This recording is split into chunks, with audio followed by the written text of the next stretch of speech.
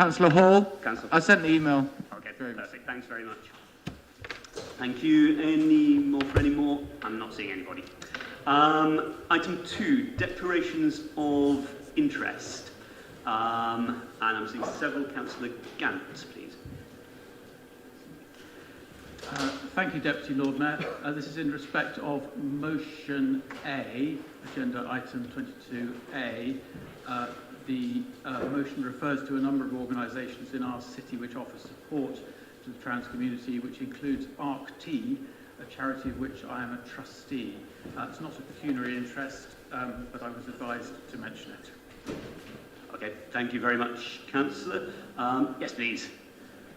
On that note, then, ARC-T is also in my ward in Cowley. Understood. Okay, that's worth noting. And yes, please. Yeah.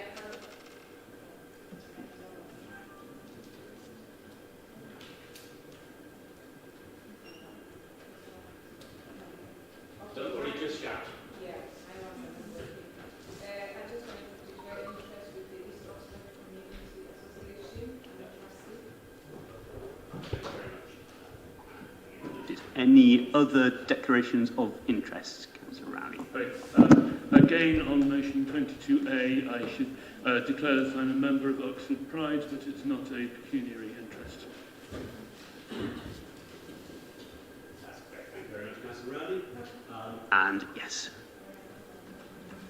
Yeah, just to declare that I'm a council appointee on the East Oxford Community Association.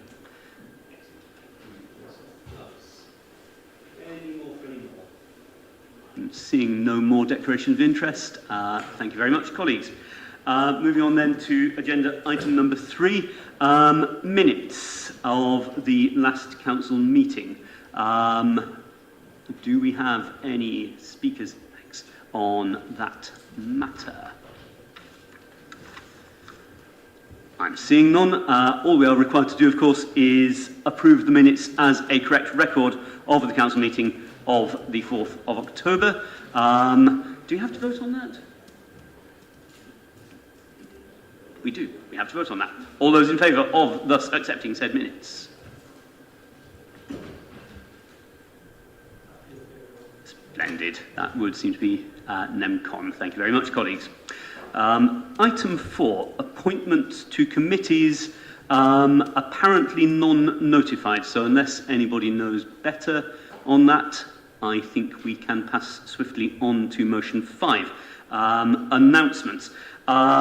These would normally, of course, be from the Lord Mayor himself. He's not available to do that, but did mention to me, and I think this is very much worth council noting, that Mark has been in place for exactly 1 calendar year, this precise day, or so he tells me.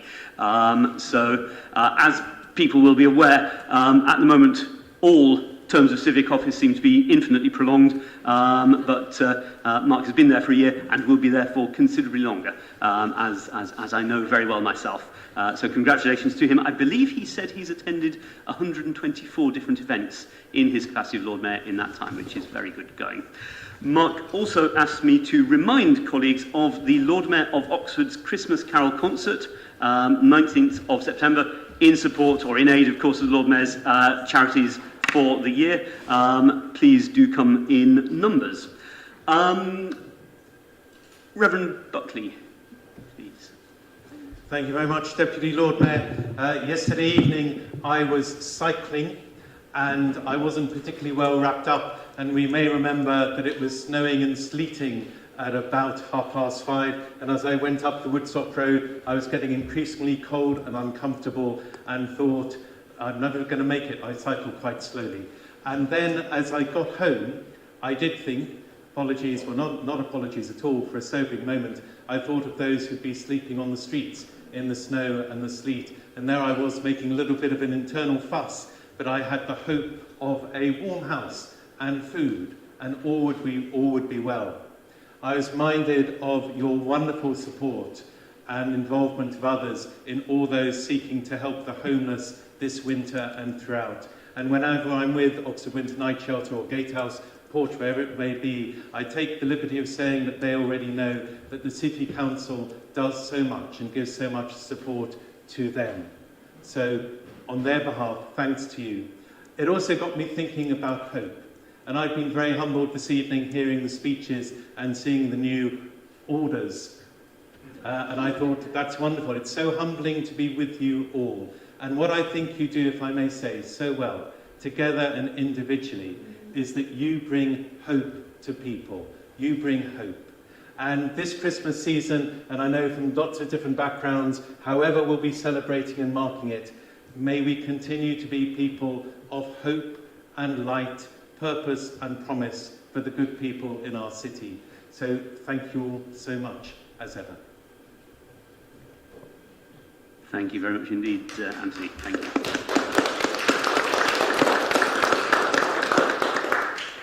Very, very briefly, on my own behalf as Deputy Lord Mayor, I wish I could claim that I have a similar work rate to the Lord Mayor, but since the last meeting I've had a number of engagements, including an excellent tree planting for the St Ebbs Neighbourhood Residents Association, marking something ridiculous like 40 years or so of their existence, which colleagues will know is very, very good going for an active residents association. It turns out that my gardening skills, as my wife could very easily tell you, leave a great deal to be desired, but the tree planting was not nonetheless a disaster. Also, and slightly strangely, 2 weeks ago, a combination of town and gown coming together in the covered market for the unveiling of a cake. A literary cake. Councillor Brown's already made a literary reference in her speech in our previous meeting, this being an imitation of a cake from a 19th century French novel. Anybody who wants the details as to why that makes sense, ask me about it at tea time. But it was a great honour, not least to have there the deputy or the maire adjoint of Grenoble, one of our excellent partnership cities, in attendance. So it's all been very enjoyable. Leader of Council, any announcements? None at all. And Chief Executive, I believe not. We can move on in principle to item 6, which is a public address or question from Kieran Walsh. Do we know whether Mr. Walsh is here present? Now, I think in principle, Mr. Walsh, if you're able to come round so as to address this from here, that would be ideal. Thank you. Chairman, my apologies. I gave Mr. Walsh the wrong information when it comes to speaking. Understood. The wrong time. Yeah, no. It feels quite unusual to have someone address this at this time, but no problem. Thank you very much, Councillor.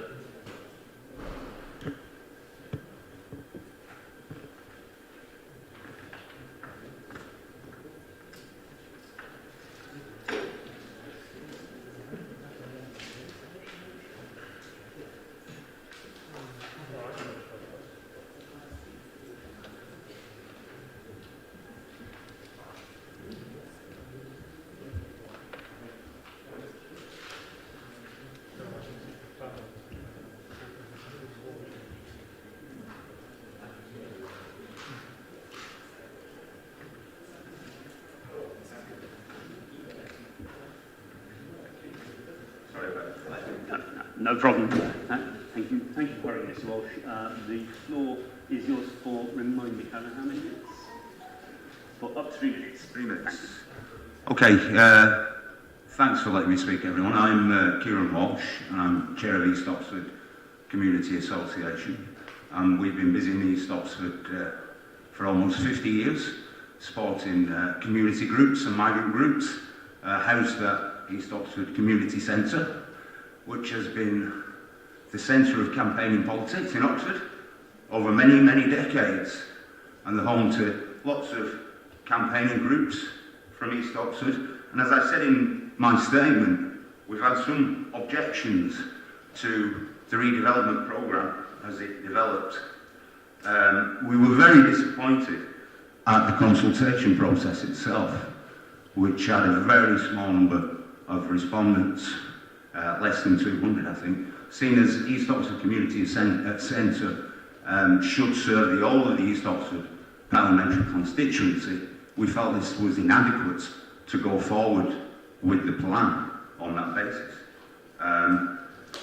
Also, we thought that the future governance of the centre should have been the first item on the agenda rather than an afterthought. We have no idea about future governance as the redevelopment starts, which we find a really uncomfortable position to be in. We hoped that the redevelopment would house other community groups that haven't previously got a space in the centre. But unfortunately, because of the nature of the development, the community groups and tenants that are there will be squeezed into a smaller space. A lot of room will be made available for Film Oxford, a nice new suite for them. But for the local community groups that have been active in the centre for many, many years, things will be much more constrained.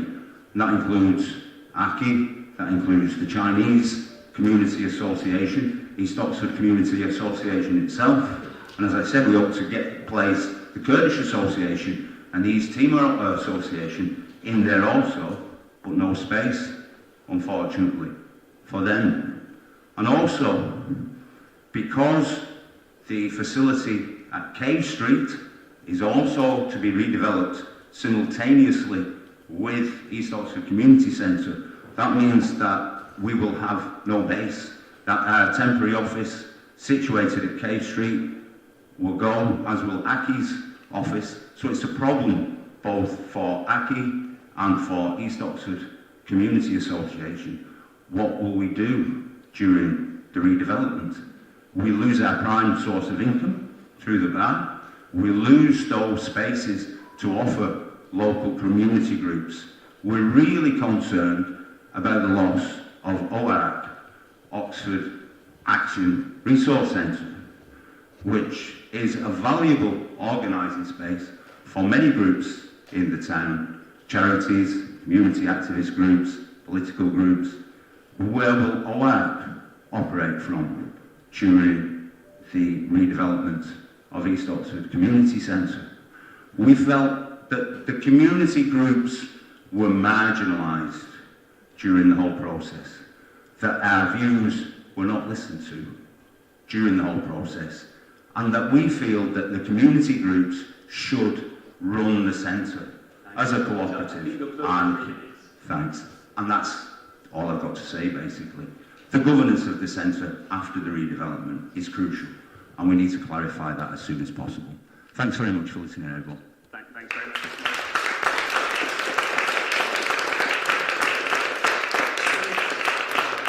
There is, as usually in these cases, I believe, a written response from Councillor Blackings, but do you wish also to speak to this, Councillor Blackings?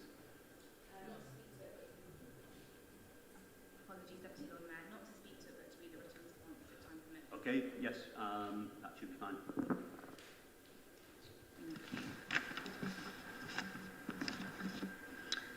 Oxfordshire County OCC has actively engaged with the East Oxford community and stakeholders throughout the proposed redevelopment of the community centre and undertaken a wide range of consultations from public events, reference group meetings, including with EOCA, and one-to-one meetings of individual user groups. The continual engagement over many years has been conducted working together with the reference group, who provided very helpful and valuable input. The consultation events were successful, with over 150 people attending the first event to share their views and comments on the proposals, with some of the local community groups providing support to the event with items such as provision of food to those who attend. Throughout the design process, engagement with user groups has helped develop a scheme which offers a modern and flexible space for both existing and future users of the centre. The Council recognises that inclusive governance arrangements are key to the successful operation of the centre, and this was discussed regularly at the reference group meetings. The Council has listened very carefully to the views and feedback from the various community groups, and it is important that this is taken into consideration and ensuring that the new and existing community groups are being welcomed back into the redeveloped centre. The Council is very much committed to this and continuing our work with community groups on the governance solutions, and this is planned to recommence once the centre has reopened. The project is also providing 26 much-needed affordable housing for the residents of Oxford. The units adjacent to the community centre will offer 12 flats at social rent, circa 40% of the current open market rent, and it is through the provision of housing that funding for the refurbishment and extension to the community centre is possible, Providing housing is not a loss to the community, but strengthens the community by enabling future generations to continue to live in their city and access the vibrant facilities in their neighbourhood. Unfortunately, with any large development of this scale, there is a need to temporarily move community users and community tenants from the buildings, whilst building work is ongoing. It is not safe for the building to remain operational during the build. We are currently talking to the various community tenants to understand their search for temporary accommodation, and of course we would be more than happy to talk to OECA again to offer our support where we can. If you or any of the other groups are having issues with this project is a significant investment by the Council in East Oxford that will provide both new and existing community users with modern, sustainable, state-of-the-art facilities fit for the 21st century for all the community to enjoy. Thank you very much, Councillor Blackings. We move on to item 7, which is precisely East Oxford Community Centre and Housing Development. Councillor Blackings, I believe you have a recommendation to move for Council. One moment. The right to buy.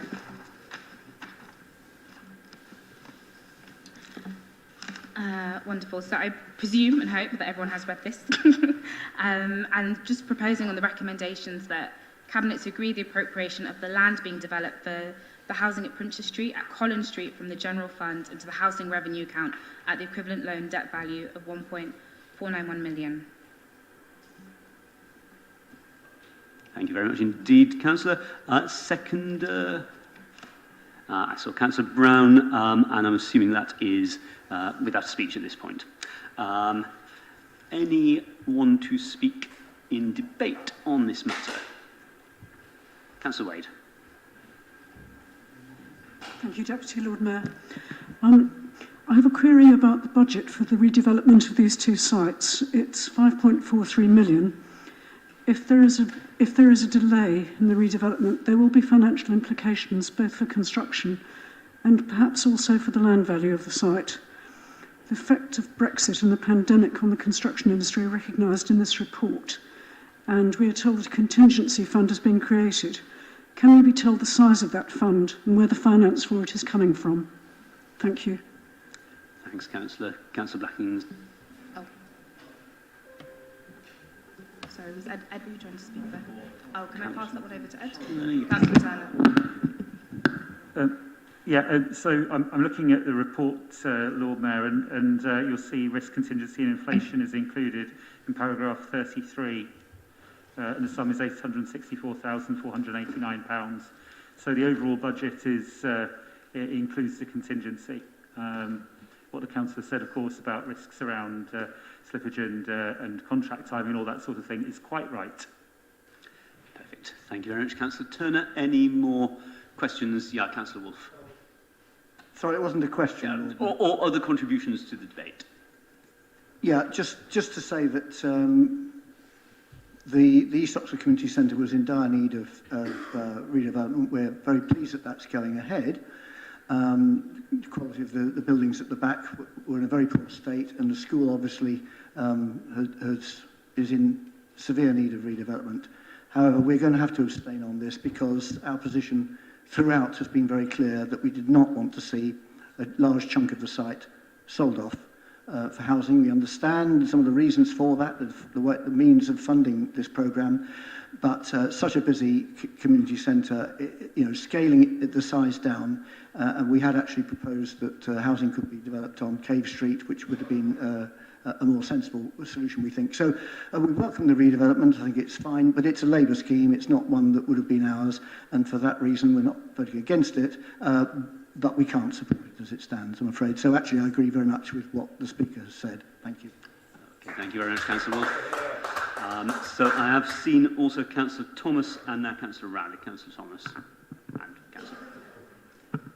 Thank you. Kieran speaking talked about how the governance of the community centre after reopening is crucial and needs to be clarified, and this is something that we on Scrutiny Committee also picked up on and talked about at length. We have put in a recommendation which we're really happy to see accepted by Cabinet, that a 3-year timescale, so to move on as quickly as practically possible towards community governance is applied, and we're really happy to see that adopted. Okay, thanks very much, Councillor Thomas. Councillor Rowley.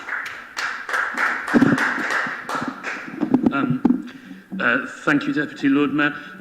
Councillor Thomas and Kieran are entirely right that the future governance of the centre is crucial, and we were pleased as Cabinet to accept that scrutiny recommendation. It's clear that the organisations that use East Oxford Community Centre are well capable of running it, are the people who are active in the community, know what the community's various needs are, and therefore we will give that very strong weight. I must add, Councillor Wolfe, that we are not selling off the land for housing. The proposal before us is to transfer the land to the council's housing revenue account to build council housing to be let at social rent. Okay, thank you very much, Councillor Rowley. Councillor Brown, I saw. Thank you, Deputy Lord Mayor. I just wanted us not to lose sight of the fact that, as has been said, this centre does really badly need redevelopment. And as someone who has used that centre since I was 14, which you'll all recognise was a very long time ago, for all the sort of ways in which were discussed, for campaigning and for meetings and so on, it was tired then, and it's certainly very tired now. So I think it is important to recognise that this council is making a really big investment in this centre. And, there are other centres around the city which, we would also welcome the opportunity to put investment into, but have not yet been able to find the funding to do so. And one of the ways in which we have been able to find the funding for this is through some of the housing. But I also wanted to emphasise the point that housing is really important. We know what a dire housing need we have in this city, and so forth. So the balance of housing and that leisure community use is a really important one here, and I think that it's an excellent report, and I'm happy to second it and commend it to Council. Thank you very much, Councillor Brown. I see nobody else to speak. I believe we simply move to a vote as to whether or not to accept this. Right of reply, if you wish, Councillor Blackings. This community centre is really important, and the fact that we're able to do something innovative like provide social housing for the community and have a space that we're proud of to be in that isn't derelict, that isn't damp, that's more fit for purpose, is something that we should really celebrate. So I look forward to us passing this together. Thank you, Councillor Blackings. So, voting on item 7, those in favour of acceptance.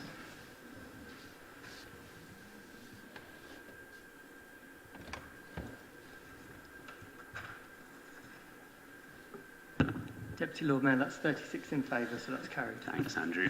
Any against?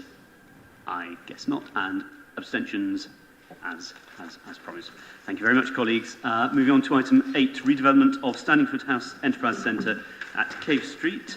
Colleagues will be aware that there are confidential items associated with this. That is not, I believe, a bar to taking it now, but colleagues should be reminded that they should either avoid making reference to confidential items or else should have the item, as it were, postponed until the end of the meeting when it can be addressed confidentially.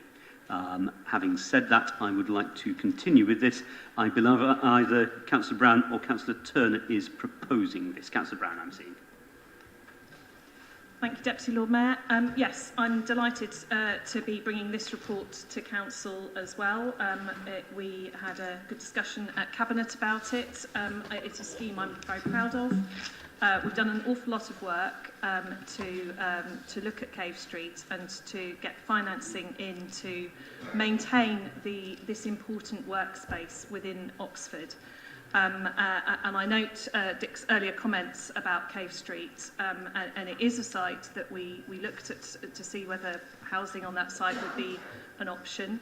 But we recognised that, firstly, it wasn't a great site for housing, and secondly, that there is a real need within the city for this sort of workspace. So starting workspace for small companies beginning to develop. Unfortunately, the building itself, and again, this is something we looked to see whether we could change the existing building to bring it up to standard, and that wasn't possible to do. So demolition and rebuilding is the only option on this particular building. The final point, that the importance of doing this is because the standards of the current building are so poor that we actually wouldn't be able to let it out in future.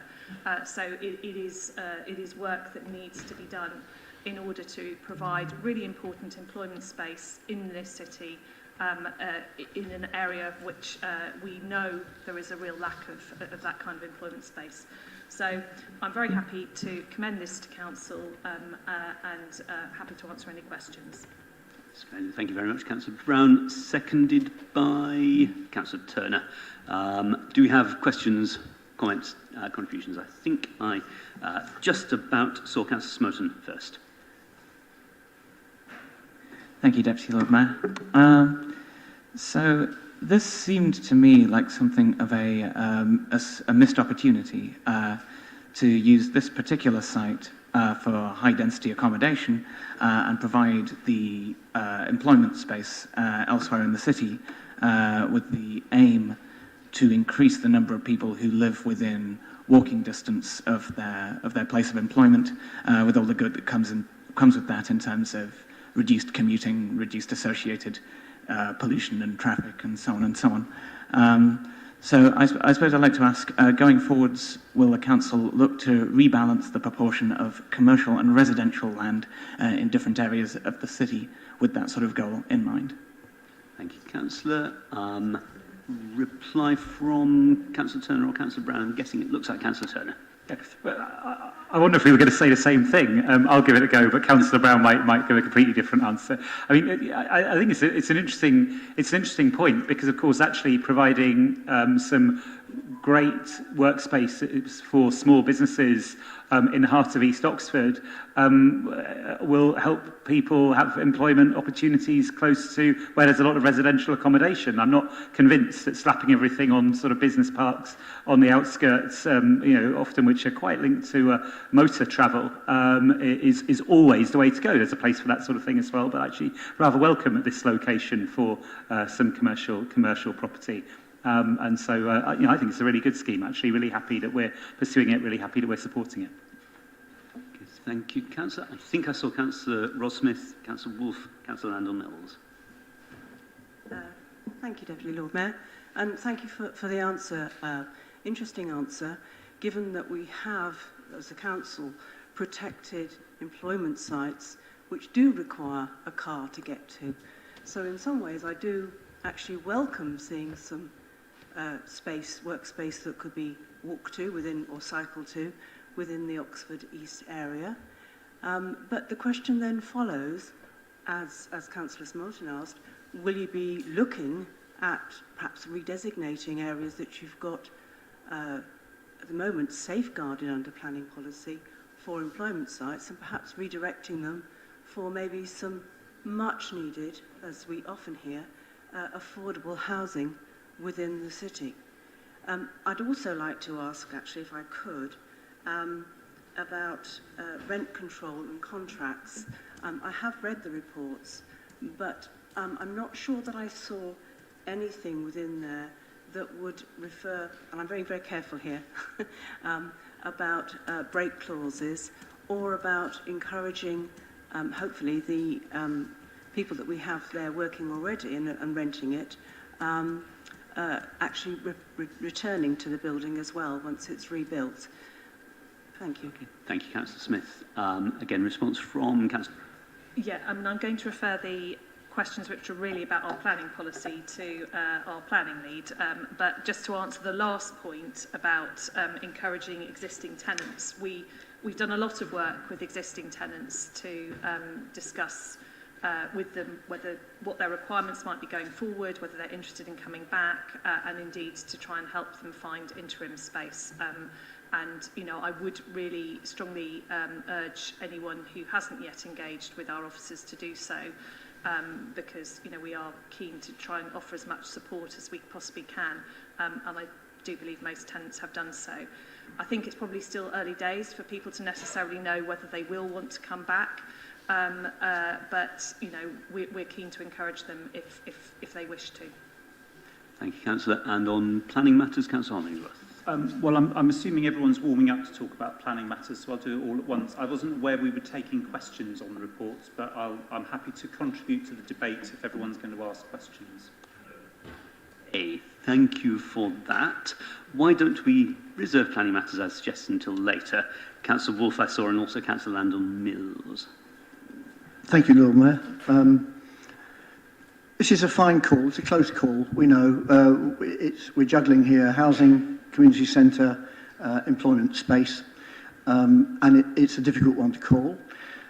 In the past, in East Oxford, we've strongly supported the retention of employment opportunities. We worked hard to make sure the Green Street Bindery was retained, promoted the business units on Marston Street behind the old music hall, things like that. Times have changed slightly. Our local plans changed slightly now, and employment sites, by and large, don't receive the protection under our local plan that they used to have. It's only our C1, or I think I've got the right category, that gets the real protection. So our prioritisation would simply have been different. We would have maximised the opportunities on the community centre site, because East Oxford is a place that really badly needs continual community development. With 25% turnover of population every year, you're continually having to build community, and you need space to do that. So we'd have called that differently, and obviously housing is a critical need for the city, and I think it was perfectly viable to have a lot more housing units on that site, and it would have meant losing, yes, the employment space, though not necessarily all of it, I have to say. So it's not the way that we'd have prioritised things, and therefore, again, we'll be abstaining because, okay, fine, and the principle of having employment space near to people's walking is a good green principle, which we support, but generally we'd have called the priorities differently, so it's kind of a Labour scheme and not ours. Thanks. Thanks very much indeed, Councillor Wolfe. Councillor Landon-Mills and officers have reminded me that Councillor Hollingsworth is correct. This is a time for debate rather than questions as such. Councillor Landon. If we are going to go down the redevelopment of the site for employment, which seems to be likely, I hope that the density will be maximised and the car parking reduced. I think the site's got quite a lot of car parking, and given its proximity and commitment to low car employment, we would like to see as high density as possible. Thank you very much, Councillor Landon-Mills. Any further? Councillor Hollingsworth. I'll do the planning bit now. I'm sure the mover of the motion will be able to locate the details quicker than I can, but I think the last comment, I think you need have no fear that the proposal isn't high density. It is quite significantly high density. I do appreciate Dick's point about the prioritisation. I'm not entirely convinced his prioritisation would actually have added up, but so I mean there is an element of finance here which is referred to at some length in the confidential section, which I think is very important as to the degree of return. But on that broader issue of co-location and density, which is really important. Now, I know 15-minute cities become very fashionable. I was talking about it, but not using such a good term in our local plan development before it became a fashionable term. Polycentricity was the word I used. I should have used 15-minute city. I should have learned from John Tanner. That's how you get things done. Proper catchphrases that people understand, not long, complicated words that nobody understands. But the point is really important. That what we need is the co-location of housing and job opportunities, and that's particularly small job opportunities. The businesses which become large businesses, which then need large premises, usually start in places like East Oxford, like Summertown, like Headington, like Cowley, in a small unit, on somebody's laptop in a coffee shop, or in a place where you can, get a 3D printer and start manufacturing something, on a really, really small scale. And it's completely critical that we have those. And when we did our work on the local plan, it was those kinds of premises that we were really struggling to find. And if you look at that employment space needs survey, and I strongly suspect it will be worse now, the need will be greater. There is a gigantic need for that kind of workshop space, flexible office space, and so on.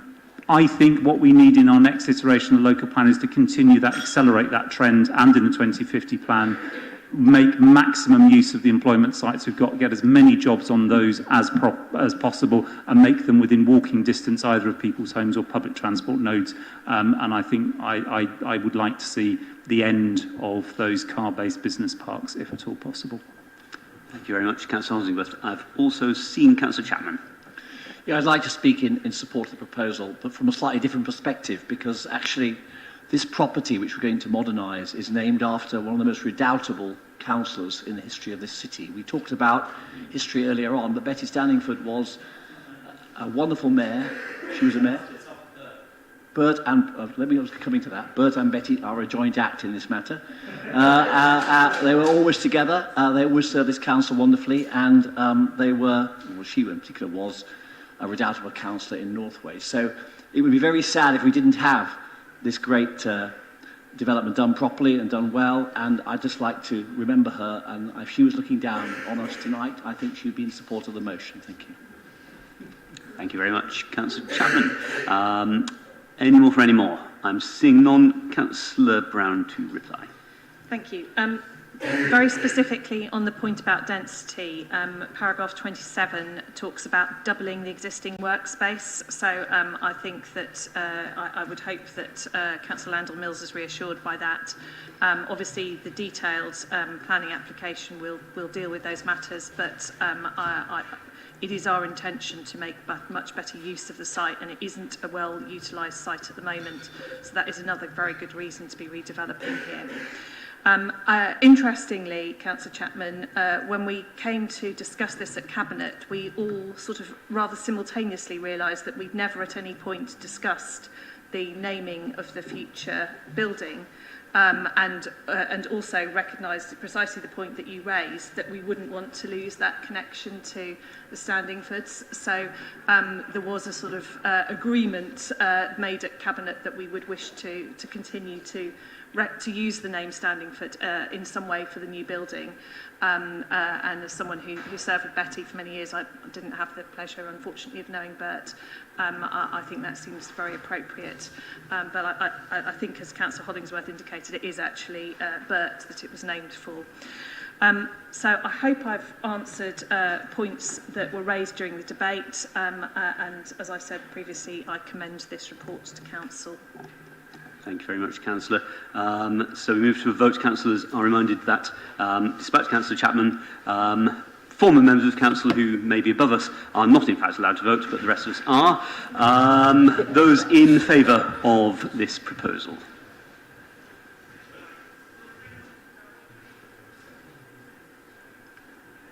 I can see 30 in favour, Lord Mayor. Thank you very much. Anybody against? Oh.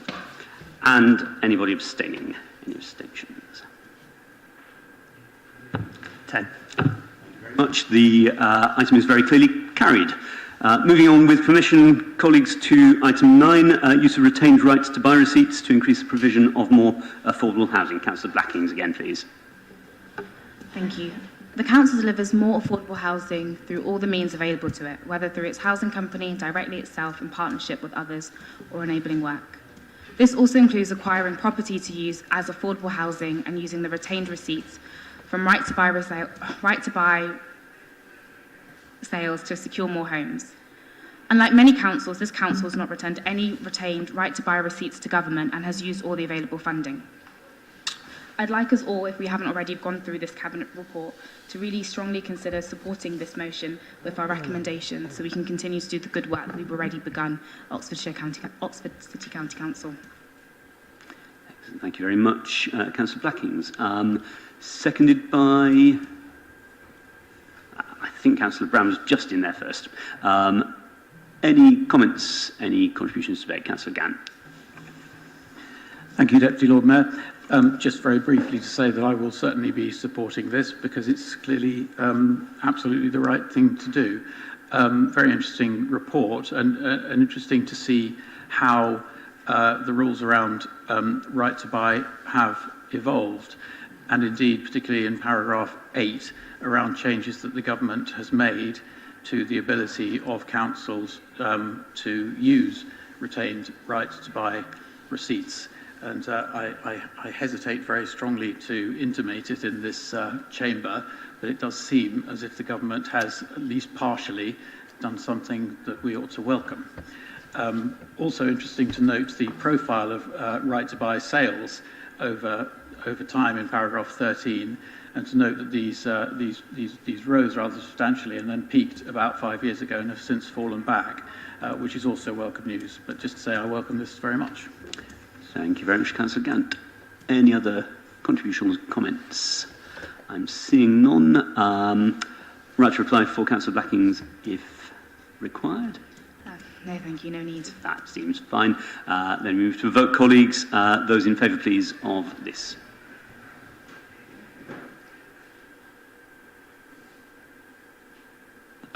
Deputy Lord Mayor, that looks like everyone, so that's 40. And Looks it's carried. like an MCON. Splendid. Thank you very much, Andrew. Moving on to item 10, Councillor Telephony Contracts Replacement. Councillor Rowley to speak to this, please. Thank you, Deputy Lord Mayor. This is very simple. We have to retender our phone contract. Hopefully we will be able to save some money in doing so, but in any case, the proposed spend is capped at what we spend currently. We do have to, the only thing we have to vote on today is put 50k into the capital programme to pay for the cost of the changeover, which I therefore recommend we do.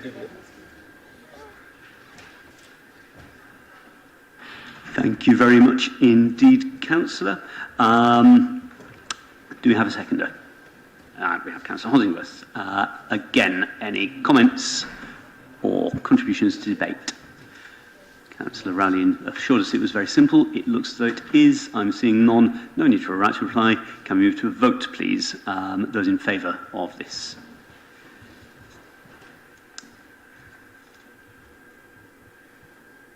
Again, that looks like everyone, Lord Mayor, so it's carried. Once again, NEMCON. Colleagues, my intention is to press on to at least the next item as well, in the hope that we can get that done by the theoretical cut-off time of 6 o'clock.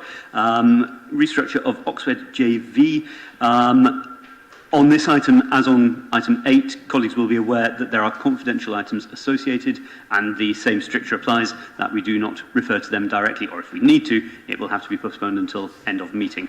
Either Councillor Turner or Councillor Hollingsworth, and it's Councillor Turner. Thank you. Yeah, thanks very much, Lord Mayor. So what this does is rectify for us something of an anomaly. If the council did this sort of scheme on its own, because we're a council, we wouldn't have a tax liability in relation to it. If Nuffield did it, it wouldn't have a tax liability because it's a charity. But if you form an organisation in its current structure, then you end up with a very, very substantial tax liability, which would then reduce the benefit to the charity Nuffield and, more importantly, to ourselves. By forming an LLP, we are able to be in a better position while retaining the same sort of oversight and control of the partnership that we currently enjoy. The question has been posed, why did we not set it up like this to begin with then? And the answer was that legal option was unavailable to local authorities at the time, while there were some legal cases going on about the development in London. That's now dealt with, so it's a legally robust move, and you'll see that there are some financial changes here, but they are in and out, as it were. So there's nothing else really to say on this, I think. Should be a relatively straightforward one, Deputy Lord Mayor. Thank you very much indeed, Councillor. Seconded by Councillor Hollingsworth. Do we have comments, contributions to debate? Similar. I'm not seeing any, so I should like to move to a vote. Once again, those in favour, please.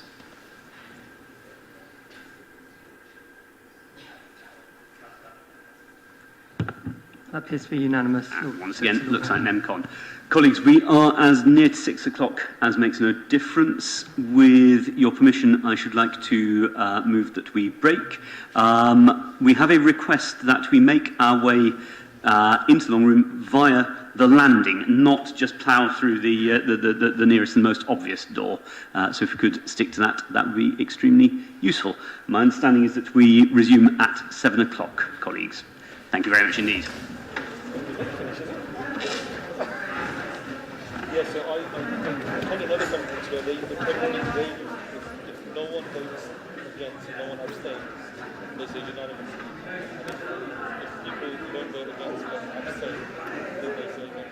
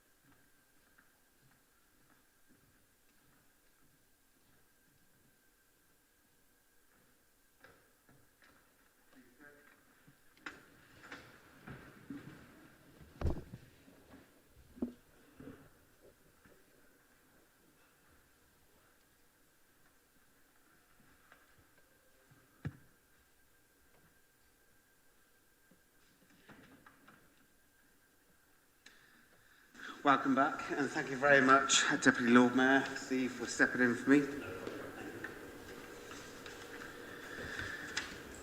Okay, so I believe we've got to item 11. We're moving on now to item 19. So public addresses and questions, and we have Hannah Macy.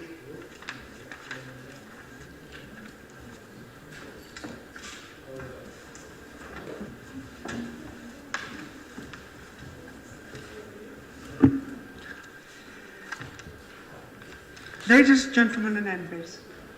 Okay, can I go? Yeah. Yes, please. Yes.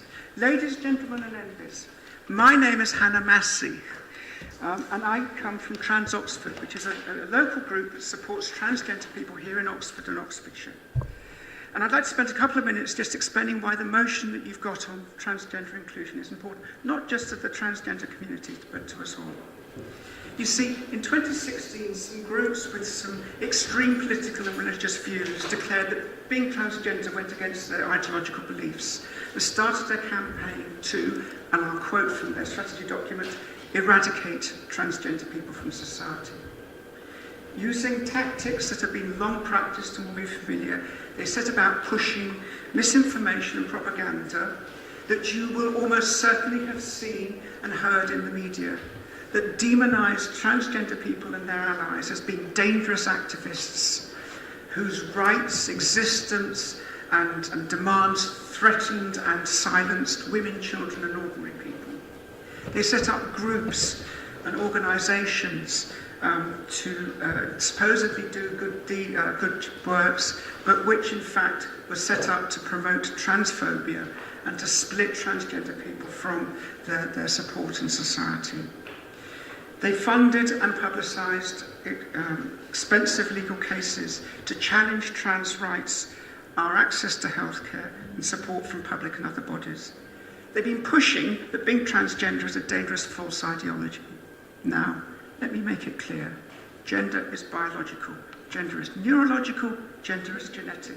Although you may not be aware of it, each and every one of you has a unique gender identity that tells you who you are and where you belong, hardwired into your brains by your biology and genes. You're born with this, and it's not something you can change. And your gender identities, in fact all of our gender identities, exist across a spectrum that we as a society happen to choose to divide into two, just as we do the spectrum of sex characteristics. But this division is flawed. Because for some of us, the gender we are assigned at birth, based on our sex characteristics, does not match the gender that our biology has given us. We're transgender. This isn't an ideology. This is what we are, biologically. It's not something we choose or could choose or would ever choose to be. It's not something that we can be coerced into being, grow out of, cured of, or converted from being. It's an extremely challenging condition that leads to frighteningly high levels of mental illness, self-harm and suicidality. And it is extremely difficult and time-consuming to deal with. So does that make us a dangerous and demanding threat to society? Of course not. I have 2 degrees. I've run my own business for many years. I have kids who think I'm awesome. I have been involved in, set up and run numerous community groups over the years, including the church. And among my friends, trans men, trans women, trans non-binary people, I have lawyers, doctors, academics, scientists, builders, airline pilots, bus drivers, ordinary people who want to live ordinary lives just the same way that you do. And are my rights as a woman threatened by my rights as someone who is transgender? Absolutely not. And I should know. Now, as a small and somewhat diverse and challenged group, we have really struggled to counter this insidious and harmful campaign.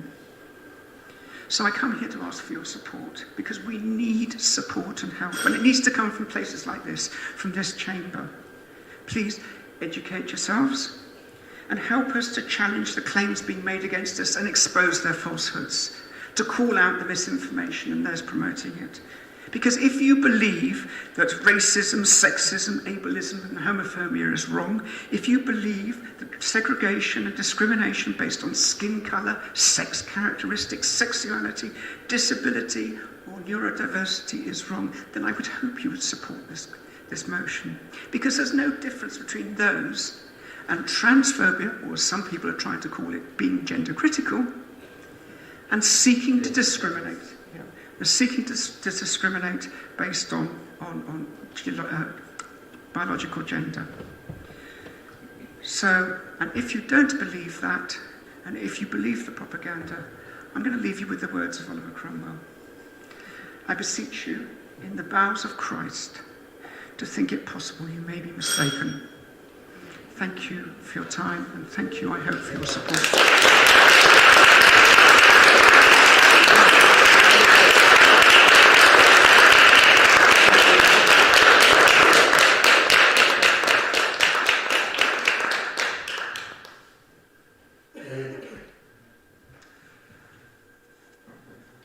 Councillor Louise Upton to respond, please. Hannah, thank you very much indeed for coming to speak to us today. I don't think there's nobody here who can fail to have been moved by what you've said very powerfully and very eloquently to us today. And we really all appreciate your time, the time you've given up to come here to give us the benefit of your experiences and for us to hear of those. We don't underestimate the bravery it must have taken to come and do this here.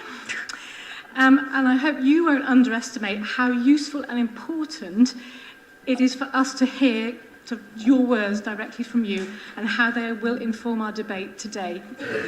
I won't say any more today, but please, I hope you'll be able to stay and listen to the debate today. And again, thank you very much indeed for coming along today. Thank you. I would do the honourable thing.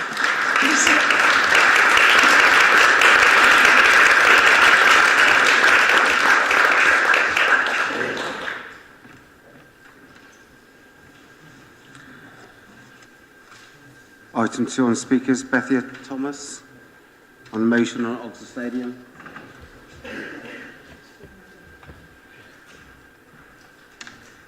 Welcome. And just a reminder, 5 minutes. Yeah, 5 minutes. I have to get my glasses on. Thank you so much for letting me speak today. When I heard about the proposal to reopen the stadium, I was rocked to my core. So then, when this opportunity came up with the motion proposed to council later this evening, I felt determined to come here and address you. Obviously, I feel a little cheeky addressing you as I've not lived in the city for many years. When I did live here, I was not a dog owner. And having brought my dog Baz in to see you at your last meeting and again this morning, I think I know why. It's probably not that easy to be a dog owner here in the city. But being a dog lover is another thing. I have always been told Britain is a nation of dog lovers, or more generally, a nation of animal lovers. Many of us would abhor cruelty to animals in most forms, but what we are talking about today is just that, cruelty. My doggos, I've got 2, are lovely, gentle, soppy creatures. They are both rehomed ex-racing greyhounds. And while they are happy and healthy now, living the life of luxury on my sofa like your average cockapoo or labradoodle, they have not always had it that way. The journey to the sofa has been a long one, and they are the lucky ones. You see, greyhounds seem to be special, and not for a good reason. Unlike cockapoos or labradoodles, people think that if they can train greyhounds to run fast and win races, they can make a little money from them. But when this stops, what happens? After years of exploitation and deprivation, they are cast aside at the end of their careers. They are worthless, and if lucky, will end up in a dog's home to be eventually rehomed. If not, well, I have heard of many horrible stories of which I will not express here. But isn't dog racing regulated? Well, it is, but horse racing is too. And we have all heard stories about that industry, haven't we? According to the League Against Cruel Sports, an average of 9 racing greyhounds are injured each day. At least 200 greyhounds died trackside in 2020, and thousands of dogs remain kennelled even after they are retired. This is not a dog's life. It is much worse. Greyhound racing in Oxford was a thing of the past, and the past is where it should stay. Reopening the stadium would represent a step back in time, and by supporting it, you would be endorsing the legalised abuse of dogs, man's best friend, where even the lucky ones have to struggle to have a normal, well-adjusted life after they have stopped racing. If they were another breed, the Labradoodle or the Cockapoo, would this be acceptable? Now, I'm not speaking to you today as a politician. As I'm sure some of you know, I am a county councillor and a district councillor a little further down the road. If I was to do that, coming in, telling you what to do with your land and facilities, it would be a real cheek. But I'm not doing that today. I am here to appeal to your sense of compassion and kindness, where all sentient living beings should be able to live a life free from financial exploitation, where dogs should just be dogs and having a comfy life on the sofa, running when they want to, and where we are not making money out of what is legalised cruelty and abuse. Please support the motion to oppose reopening the Oxford Stadium this evening. Stop greyhound racing. It is the right thing to do. And Baz, who was here this morning, would thank you if he could. Thank you.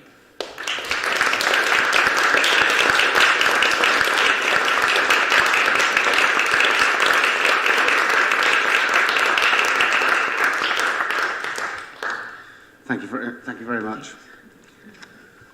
Councillor Brown. Thank you, Lord Mayor. The Council's taken a position for some years now that it wishes to maintain community use on the site of the Oxford Stadium. Oxford has great housing needs, but we also have always sought to ensure that housing is supported with living communities, which means shops, community and leisure space within easy access of homes. The Council therefore was delighted that we were able to argue successfully at our local plan hearings that this site was a community asset and needed to be retained for community use. This was the end of a 15-year campaign. The community use includes a wide range of leisure uses for which it already has planning permission, planning being the only area in which the City Council does have jurisdiction. And those uses are such as speedway, go-karting, a dance studio, as well as greyhound racing. It's important to state that this council has no jurisdiction on whether or not greyhound racing takes place at Oxford Stadium.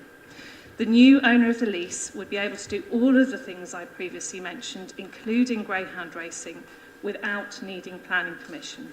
And as you quite rightly said, greyhound racing is regulated not by the City Council, but by the national body, the Greyhound Board of Great Britain.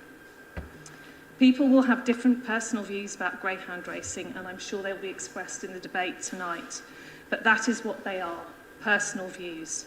Our personal views will have no influence one way or another on whether greyhound racing returns to Oxford Stadium. I was very pleased, as were many other people in Oxford, to see that the owner is planning to bring Speedway back to Oxford Stadium and is working hard to bring the stadium back into proper community use for the benefit of local people. Thank you for coming to speak to us today. Thank you.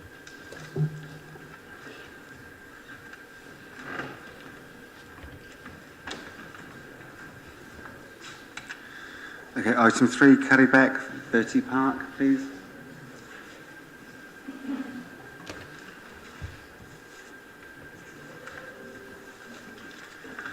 Welcome, Carrie. Just to remind you, you have 5 minutes. Okay, thank you. Councillors, the Save Bertie Park campaign is trying to save a recreation ground in South Oxford, which is threatened with development.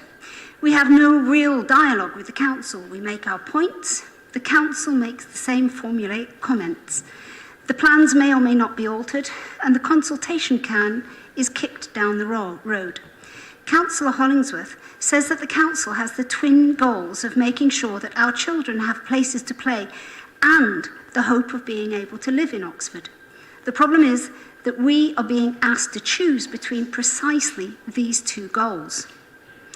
We have been told that Bertie Park has been allocated for development in local plans for years. Why would anybody judge our recreation ground to be surplus to requirements? The answer is that somebody noticed that there was a vacant site adjoining Bertie Park that was itself unsuitable for development. The original intention was not to destroy a recreation ground, but to move it. All of the local plans have therefore included the very important proviso that planning permission will only be given if the recreation ground is re-provided on the vacant site. It is council policy that recreation grounds should be surrounded by a buffer zone, but the current proposal is that the playground and multi-use games area should be squeezed into the housing development with the mugger under kitchen windows and not a blade of grass to be seen. The only thing that will be moved onto the vacant site is the buffer zone. The council aims to re-provide this as a nature reserve. Our understanding is that this nature reserve will not be created from scratch. It has long had access restricted in order to combat antisocial behaviour. So, the deal is the council will improve access to the nature reserve by repairing or upgrading the bridge and improving the existing path around the nature reserve. The last time the council asked the police, unless the council manages to get them to change their advice, it was not considered safe for unaccompanied children. And we have a list of the activities that currently take place on our green space, the buffer zone, that could not take place on a nature reserve. Councillor Hollingsworth says the current plans strike a good balance between the demands of past, present and future generations. Our recreation ground is a community resource which caters for young people of all ages. It is wrong to pit the needs of our young people against the housing needs of future generations. Councillor Hollingsworth says that it would not be fair to ask other councils in Oxfordshire to allocate sites for housing and not to do the same ourselves. We hear discussion of many possible sites for housing around the park, but all of this would make Bertie Park more, not less necessary. There is nowhere else so central, bisected by a major cycle route. When talking to Sport England, they commented on the potential of the site and said that they would have looked favourably on an application for a grant for installation of a trim trail and some extra benches. If the council builds on this land, it is gone forever. Councillor Hollingsworth has said many times that there was extensive consultation on this plan, but when they carried out their extensive consultation, which questions did they ask? When they asked the police whether the vacant site was appropriate for a recreation ground, the answer was no. Did they ask if we wanted a new housing development squeezed into our recreation ground? This was never in the plan. Councillor Hollingsworth has also said, I don't see how not building any affordable homes at all does anything but make the existing problem worse. We are not asking the council to stop building homes. We would like the council to build its way out of Oxford's housing shortage by building the right homes in the right places. Bertie Park just is not and never was the right place.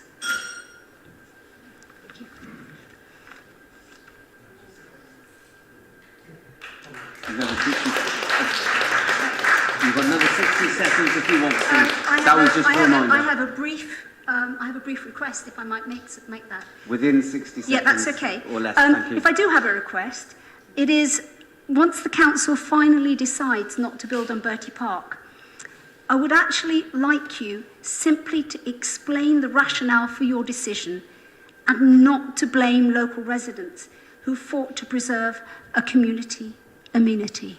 Thank you. Thank you very much. Thank you. Councillor Hollingsworth, please. Thank you very much.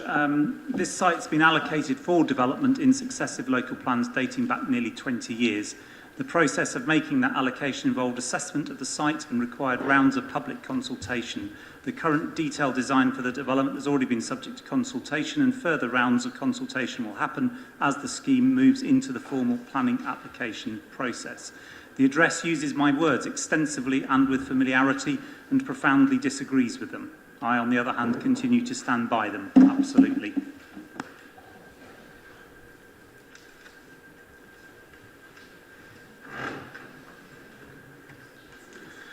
Thank you. So Sophia Kabir, please. This is on the prefab housing.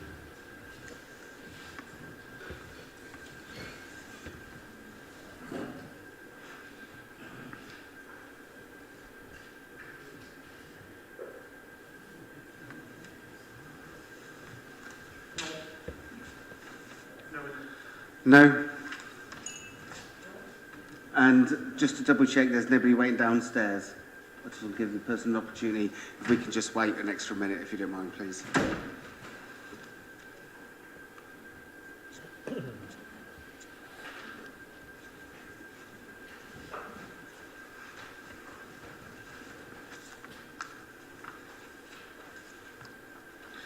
And then if nobody turns up, we're going to return back to item 12.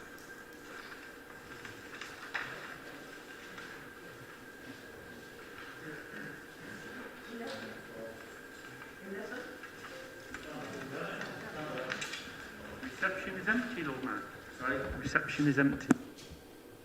Then we will move on. Just ask about legal advice. Would we just then send an email to the speaker, or we'll follow up written response? Thank you very much. Just for clarity, because Susanna Presell came in, make sure I'm not confused, we are on item 12 now, not 11. We are. Thank you very much.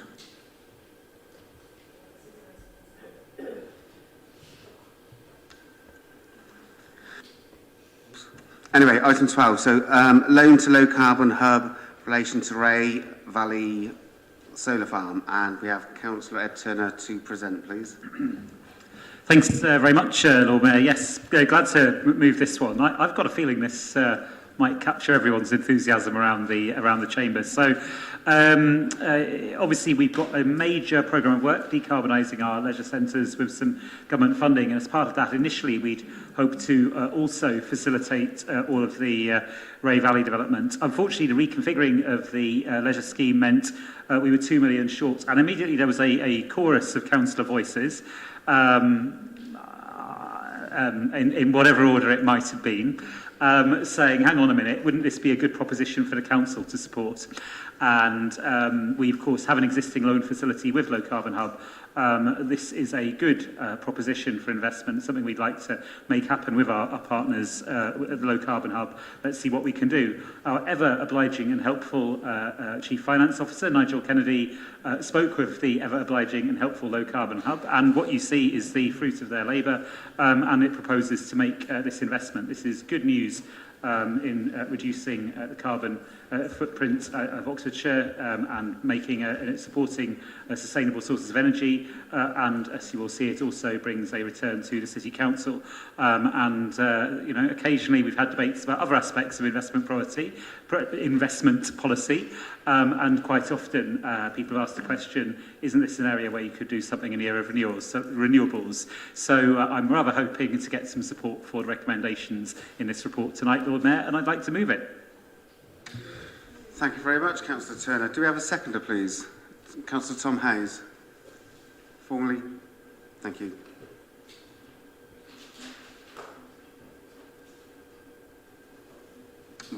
Yeah, Councillor Wolfe, then Councillor Landell-Mills. Thank you. What I have is a question. I don't know whether that's appropriate, but it would be helpful. Clearly, we're very supportive of this. I mean, our budget, of course, proposed a very large expenditure on solar energy. So this is very welcome. Thank you. I've just got a question. There's in paragraph 5. There's a very interesting, effectively policy statement which actually explains something about our past budget debate, where it says the City Council sought to move community energy forward rather than develop a publicly owned energy services company to transform the local energy system. That makes sense. I don't have any strong feelings. I think that's assuming that by community energy, maybe this is part of my question, we mean something that's really locally owned, as the Low Carbon Hub is through local shareholding and things like that. So, no problem with that at all as a policy. That's kind of fine, and it kind of explains where we're coming from. My question really is around our own carbon accounting.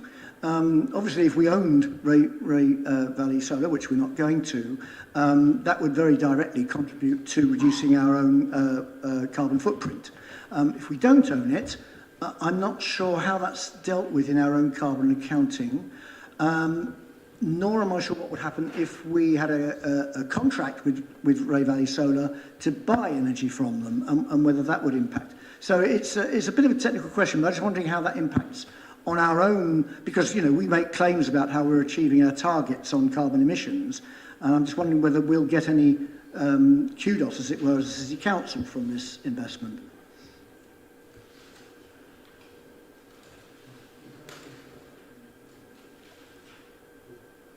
Councillor Hayes. Thanks, Lord Mayor. Thanks for the question. The first part of the question was around why are we indeed making a policy statement in supporting community-owned energy generation. I think we're making a statement of something we've done for a very long time. We heard from Councillor, he's not Councillor anymore, sorry, that was a mistake, from Honorary Alderman Tanner earlier about how, as a council, we've invested in meeting the climate crisis through supporting Low Carbon Hub. It's something we've done for over a decade now. We've had a revolving loan of many millions of pounds. And I think with this investment, we're just continuing that. And we have prioritised community-owned investment because we believe that that is the way in which you help to build a truly decentralised and effective clean energy supply. On the second question around does this help to contribute towards the decarbonisation of the city, it very much will. I recognise you also were asking about the council. I'll come to that because I saw you arch your eyebrows. It will help to decarbonise the city because it will obviously help to generate local renewable energy, which can be used locally. In terms of decarbonising the City Council, it will presumably, and I'm looking to Mish here, help to do that, and I'm looking for confirmation of that. But in terms of in terms of the plan to get to zero carbon by 2030 or sooner, it will contribute towards that. As to whether it speeds up that, that's a separate question. Yes, Councillor Hayes is correct, that because we will be purchasing the REGOs, the Renewable Energy Generation Output Certificates, from the solar farm, we effectively are then the owner of the zero carbon aspect of that electricity. Thank you. Councillor Landon-Wales, please. I'm just going to say that we're glad to see that the Lib Dem budgetary recommendations of cautious investment in renewable energy as well as property are being taken forward. More advice will be given if asked for. Yes, so we will be supporting this motion. Thank you very much. Thank you. Councillor Smoton, please. Thank you, Lord Mayor. I too will obviously be voting in favour of this because I'm very glad to see it going ahead as suggested.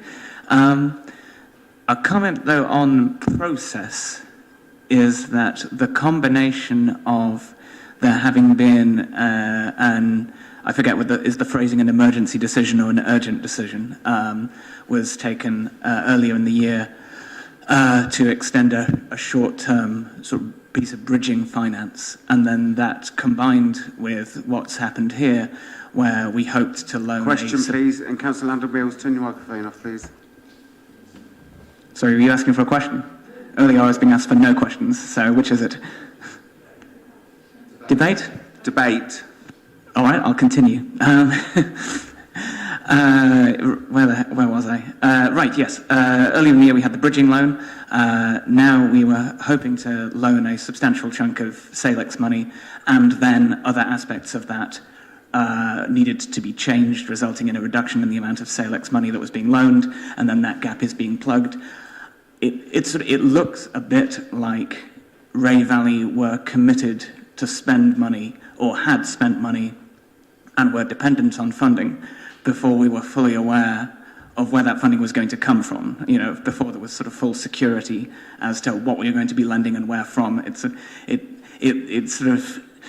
It raises the image of the sort of the seat of the pants to a certain degree. I hope that's not the case, and I hope if we had our time again on this project, we might sort of do things in a different order.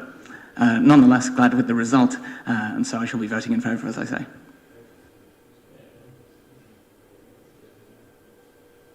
Thank you very much. Councillor Turner, to respond, please. Yeah, I presume this is my sort of summing up. So thanks for the support and thanks for the good question, Dick. And if everyone wants to own this report, that's a rather marvellous thing. You know, I'm really rather pleased. And I can't see Nigel Kennedy's face, but I expect he's jolly. Yeah, he's jolly pleased as well. That's good. That's good. On the question, no. I mean, I think if there, so where there probably is a bit of seat of pants is in making sure that we could make the investment rather than there being a share issue. Which would have been the alternative. So and that's why there had to be some really quite swift and not unchallenging work to try and make sure that we could get our finances in place, because otherwise the hub, of course, would have had to raise alternative sources of finance, which they would have done from members of the general public with money that they could invest. And of course, I wish everyone well who invests money in renewable energy projects, but we wanted to be receiving the income and supporting the project rather than members of the public with money to invest. So that was the way it worked out, and I hope with that reassurance we'll be able to endorse this.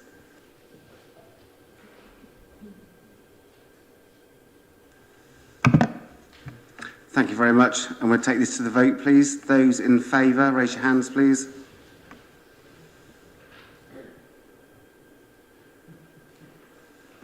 Appears to be unanimous, Lord Mayor.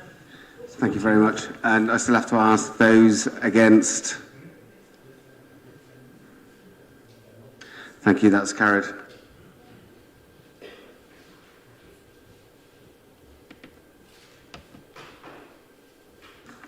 I'm just a bit conscious as well with time. So we've got items 13 up to 19, and then we've got questions to members, and then an hour on motions. But I'm sure you won't use this platform for theatrics, and we'll just try and be as quick as possible as we go through the agenda. Thank you very much. Okay, item 13, appointment to external auditors 2023-24 to 2027-28, and we have Councillor Fry, who is the Chair of Audit and Governance Committee, to talk to this. Thank you. Thank you very much. This isn't an ideal recommendation. The external auditors are still late with their audit for last year. However, the choice is between doing the entire selection process ourselves, which will be costly, or continuing with what the PSAA would like us to do. They sent their latest email reminder to Nigel Kennedy and myself saying, are we going to sign up to it? It will save us money. It's not ideal. We're not that happy with the auditor. But I think in the circumstances, I have to recommend this, and which is what the Audit and Governance Committee, I think, favours as well. Thank you.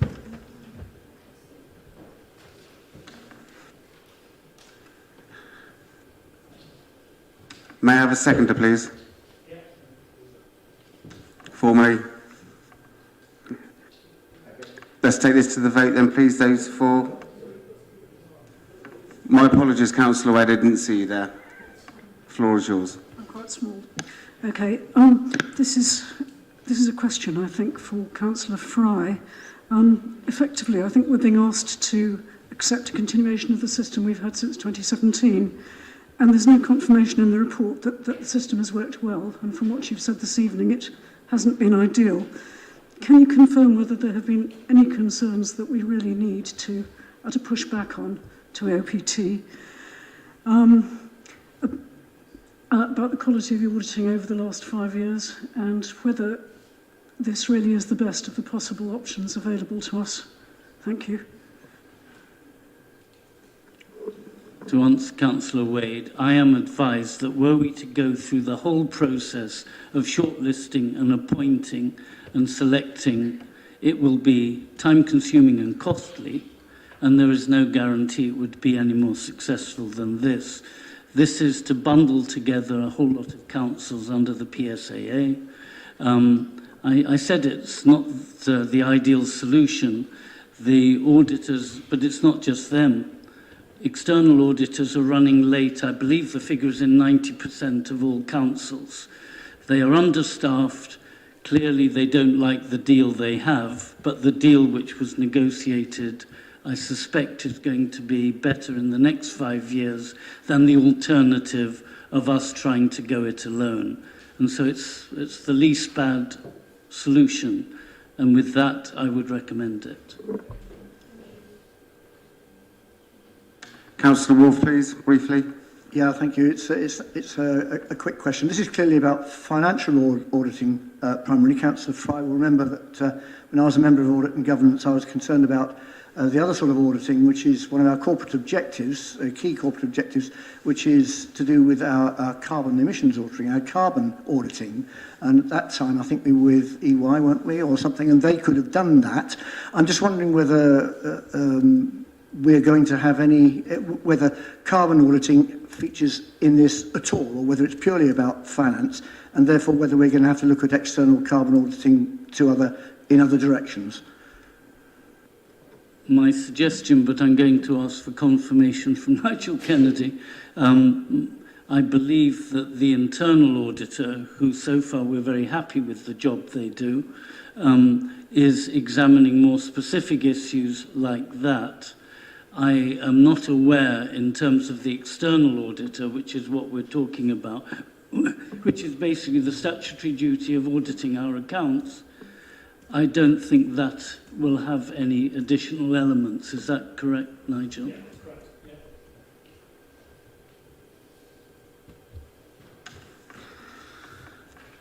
Thank you very much. Okay, we're going to move to the vote now, please. Those in favour, raise your hands.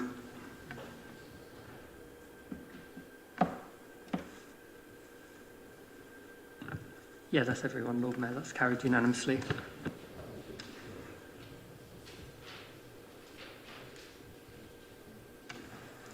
That brings us on to item 14, Statement of Gambling Licence and Policy 2022, and we have Councillor Cook, Chair of the Licensing and Gambling Acts Committee, to present, please.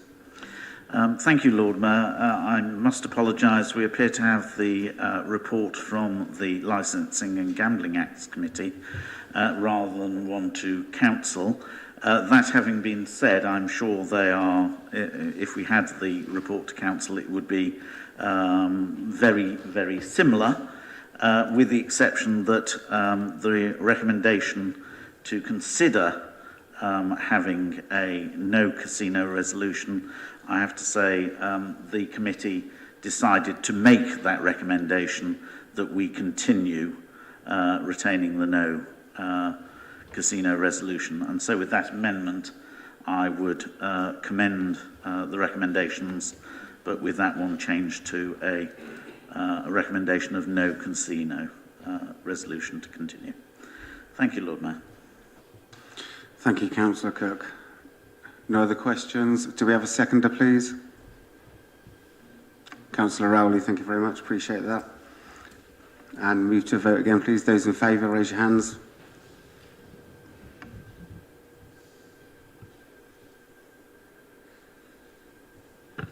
Again, that's carried unanimously, Lord Mayor. Thank you. Item 15, appointment of a parish council representative as a non-voting member of the Standards Committee. We have Councillor Pressel, Chair of the Standards Committee, to present this, please. The floor is yours. Thanks, Lord Mayor. Yes, I'm glad to say that our Standards Committee is not as busy as the one in Parliament, but we do need to appoint a new parish council representative. So I move the recommendation. Thank you, Councillor Pressel. Do you have a seconder, please? And move to the vote, please. No debate.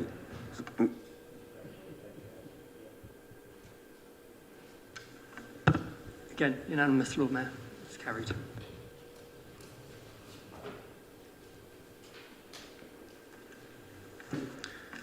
Item 16, Council Committee Meetings Programme for May 2022 to May 2024.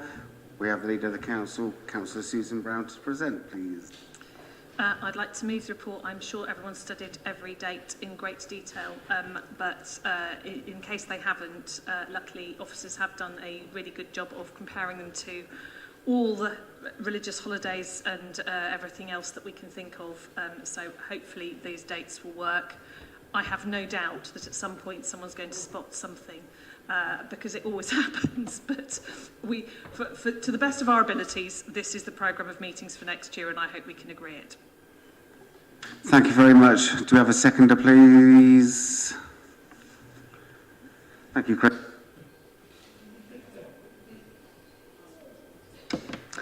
Item 17, Cabinet Minutes. So, sorry, my apologies, yes.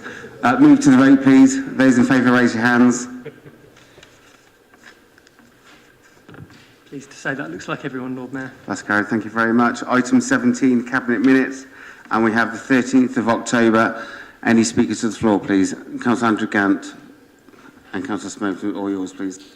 Thank you very much, Lord Mayor. This is about item paragraph 53, which is on page 252 of our main agenda on the item of the long-awaited Grenoble Road development. My apologies for the Deputy Lord Mayor for my pronunciation of that word, the name Grenoble.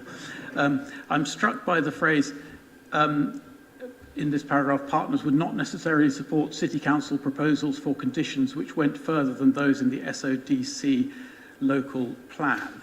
The key ones, bearing in mind experience at other similar developments, are how much housing do we actually end up getting, how much of that actually ends up being affordable housing, and how do we make sure, do we use every tool that we have available to us as the landowner to guarantee genuine provision of sustainable transport infrastructure.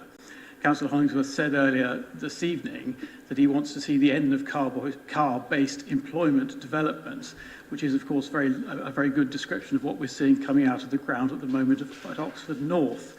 So how will the city, under this, the option that it has chosen for this site, ensure that the result is better for Oxford and for the residents of this new development?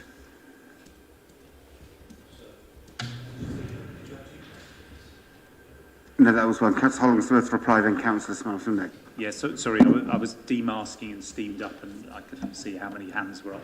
I think Councillor Gant asked a very good question, and obviously some of this report was considered in confidential session, so I will answer as we're in open session, and I'm very happy for further conversations at an appropriate time, either informally or formally, to be had in a confidential session. That paragraph, that sentence in the report, I think points to the limits on what we can do by working in partnership. I think the first thing I would say is we can do much more by working in partnership than we could trying to promote our piece of land on its own. And if you look at the maps which came with the report, which show which pieces of the three land holdings where the ownership and the development potential overlap, we're doing quite well out of that. And there is a process of sharing the cost and sharing the benefit across the three land ownerships, which I think is critical to the process. My point is that the SODC local plan sets policies which are slightly different to ours when it comes to social and affordable housing. The three partners are committed to meeting those. I would like the city to go further. I think it is fair to say, as this suggests, that our partners would not wish to make such a commitment because they've got other objectives, and I think that's a reasonable thing to do. The scheme potentially produces a significant return to this council. What this council then does with that return may open up further opportunities. Those opportunities are finite. There won't be some kind of magic money tree approach, but potentially the option is there to invest in further social housing, or it could be in environmental issues. And just to pick up your point about connectivity, this site is easily accessible to the Cowley branch line. The recent Network Rail announcement, though slightly smothered in announcements about rail investment or not in the north, is really critical. I am hopeful that even the partner in these three who is most in favour of what I termed car-based business park development is keen to change their tune on the basis of the opening of the Cowley branch line. So we have a real incentive to work with Network Rail and all our partners and with SODC to ensure that that happens. I hope that's conveyed sufficient without breaching confidentiality. I didn't hear any shouting from the officer table, so I think I'm okay. Thank you. Councillor Smelton, please. Thank you, Lord Mayor. Two questions for me, one on behalf of Catherine Miles, who is regrettably ill and can't be present this evening. She writes, pertaining to the ASB policy that went before Cabinet recently, that on multiple nights of the week, particularly Wednesdays, there are large numbers of students chanting as they travel to and from the Cowley Road to go to nightclubs and on the way home. They cause significant disturbance to the residents in the area, but the individuals involved are unidentifiable, and there seems to be no recourse via the council, the police, or via Oxford Brookes community complaint line. How will the new policy deal with this issue? And then the second question from myself relates to item 17B, discretionary housing payments from the Cabinet minutes of the 10th of November. The Cabinet report on that described, quote, operational changes regarding how certain benefit-capped families receive DHP in an effort to stay within budget. Presumably it is implied to pay less of them. How many families have had the DHP reduced or withdrawn as a result? And what criteria were decided for who gets their DHP reduced or withdrawn?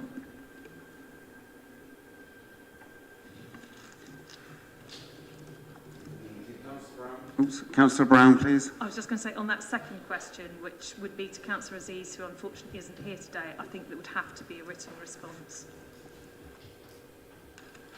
Yes, and Councillor Louise Upton. So I think the bit about the antisocial behaviour policies for me. So it is probably a perennial problem, the students on creating lots of noise in residential areas. After the reports that we had, particularly around the Divinity Road area, from councillors on this side as well, no doubt, Catherine, our out-of-hours team have been for several Wednesday nights on the trot, because that is known to be student night, up patrolling those areas. And apparently the last few Wednesdays there has not been much activity. So I'm hoping that it may have just calmed down as these students have realised time's going on and we need to do some work now. But meanwhile, like I say, we meet with the university security services. Brookes are a fairly good partner at trying to deal with this, but we will continue doing that and with the local police. Okay. Thank you. No other questions? Noted. Okay. 10th of November. Any questions? I take that as a no. Thank you very much. Appreciate that. And that takes us on to item 18, which is questions on notice from members of council. I just want to remind council, we do have a lot of replies in there as well. This week could be here till 10 o'clock. The choice is yours. It's important we get to the motions, which is going to be for an hour, but I'll leave that in your hands. Okay, so item 18, bear with me. Councillor Louise Upton. I'm ready for any supplementary. Sorry. Councillor Jarvis's jumping the gun then for a supplementary, but the floor is yours. Thank you. Obviously, the written response we've got in the papers was written last week, and in the last few days we've had quite worrying news about the new variant of COVID. So I just wanted some clarity perhaps on what has changed in regards to plans for mitigating the spread of COVID, given the worrying news we have, and also in light of the fact that it appears that we're going to be getting more and more restrictions being imposed from national government and a greater focus on self-isolation, what additional support people will be given to enable them to self-isolate as those restrictions tighten. So, as you say, it's a fast-changing picture, and I mean, we can follow many of the things that are happening. I've just seen BBC News about bringing in a shorter gap before we have boosters for all adults. I mean, I guess the City Council, we have to keep doing what we have been doing, which is to supporting businesses, etc., to reduce their risk of spreading COVID. I mean, we just have to take national advice as it comes down to us and be as sensible as we can. Everyone in here tonight is wearing their mask. If other interesting, exciting things come up in the next few days in response to this, I will get back to you. Thank you. Councillor Jarvis, Councillor Upton again, please. Thank you. Yeah, just a quick one. It was very welcome to see the response with regards to the ventilation project. I just wondered whether the City Council is working with the county to have the ventilation project rolled out in schools as well as the institutions that are mentioned in the response. Councillor Jarvis, I'm sorry, I don't know the answer to that because the schools are the county's responsibility. It would make sense, and I'm sure we could make an offer to them if they would like to take advantage of our expertise here. That's a good idea. I will ask one of our county councillors to make that offer. Thank you. Happy to interject tomorrow. Okay, Councillor Wolfe to Councillor Blackins, please. Council House waiting list numbers. No supplementary, thank you very much. Setting the trend there, take note. Councillor Wolfe to Councillor Blackins. Council House numbers. Oh, so that's the same one, sorry. Councillor Pegg to Councillor Rowley, HGV damage to street furniture and residential properties. Yeah, I did have a quick one. So I asked this question because of a recent incident on Howard Street, which isn't noted in those figures, in which a coach ploughed through a tree planter despite the fact there's a weight restriction on that road. And I know that I've heard residents talk about other similar incidents, and so I wondered if the council have procedures in place to deal with incidents like this, where large vehicles go down small residential streets and cause damage. That is, properly speaking, a question for the County Council. So I'm afraid I'm not able to answer it, sorry. Councillor Moyles to Councillor Rowley, City Council app. Yes, thank you, Lord Mayor, for allowing me to ask supplementaries on behalf of Councillor Miles. It's astonishing that the Council does not track the download data on the report app. The low numbers of reports clearly indicate a low level of awareness rather than lack of value. Who is responsible for addressing issues reported by the app? What steps has the Council taken to publicise the app? And if ODS is to use Fix My Street, how will residents report litter-related issues in the future? Thank you. The reason that we don't record total annual download numbers is related to the limited functionality of the app, which is why we're looking at alternative options, as I said in my answer, to replace the existing app to make that better. It's the responsibility of the department, the appropriate department of the council or of ODS to respond. I know from having assisted a resident with reporting something today that ODS responded within half an hour. So I hope that is usually the case. If it's not, you come across any cases, please do let me know. Councillor Gant, Councillor Rowley, QL payments and accounting system. Thank you for the answer. No supplementary. Councillor Jarvis to Councillor Clarkson, menorah lighting on Broad Street. Thank you. Yes, just a quick one on this. So it's obviously great that the ceremony that many councillors were at yesterday was funded by ward member spending, by the ward member budget, sorry. But the question really is, why was the cost not covered by the council this year, as it has been done in previous years, and was left up to the ward councillors to fund it through their ward member budget? Thanks, Councillor Jarvis. The reason for that is that although the Oxford Hubbard Society were advised to apply for a grant, they didn't do so. And so we were faced with the situation where the menorah lighting might not have gone ahead. That is why ward councillors contributed, and I would have said I'd have contributed myself, because I think it's very important that this happens every year. This is the second year, I understand, that this has happened, and I have spoken to Rabbi Brackman and said next year it's really important that we get an application in time so that we don't have a last-minute scramble. And we want to, obviously, it's an important event in the sort of winter festival calendar of the council, and we fully support it and want it to go ahead. Thanks.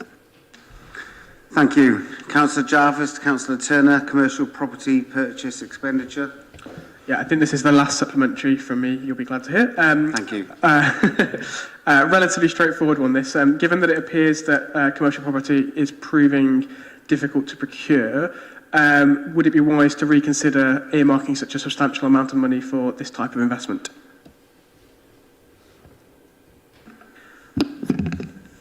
Well, the Council, Lord Mayor, will need to take a view on that when it sets its budget as advised by officers.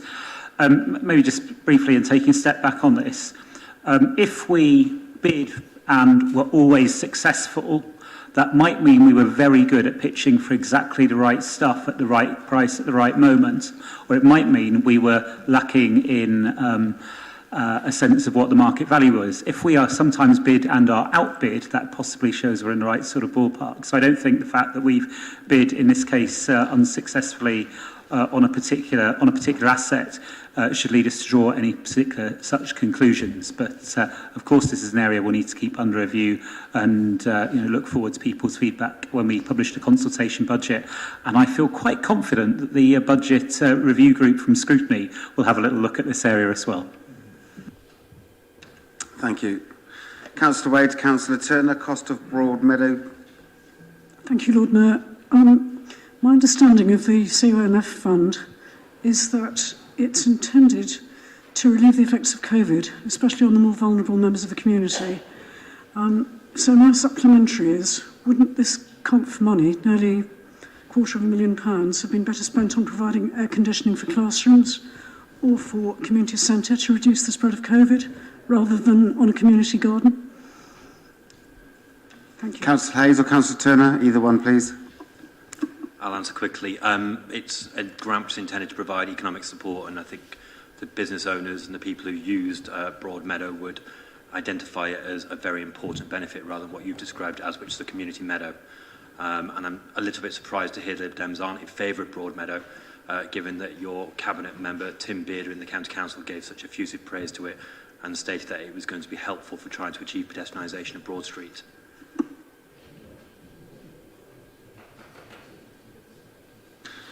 Okay, let's not get into debate, please. Next question, please. Councillor Wolves to Councillor Hayes. ZEZ expected air quality improvements. Thank you, Lord Mayor. If it's helpful to you, I'd like to roll the three questions. There were three questions on air quality and zero emission zone and stuff. I'd like to thank Councillor Hayes for his entertaining response to my little prod about the zero or not zero emission zone for answering questions I didn't ask about another authority. But let's ask a real kind of question. I mean, the issue is whether we are going to know, basically, whether our zero emission zone is going to have achieved anything, because the early signs from London seem to be that they're not. So what sort of monitoring have we got or are we going to have before it goes in? Will it be live monitoring? So that we've got then something to follow it up with afterwards, you know what I mean? And it kind of needs to be live rather than just monthly diffusion tubes, because that won't really tell us really as much as we need to do. So I'm just not sure what monitoring we're actually going to have in the zone and what we're going to have through the whole process. Thanks. Lord Mayor, in the interest of time, I will send you an email, which I'll copy to all members, which explain exactly what network of air quality monitoring will go into place and how we'll be confident about the impact.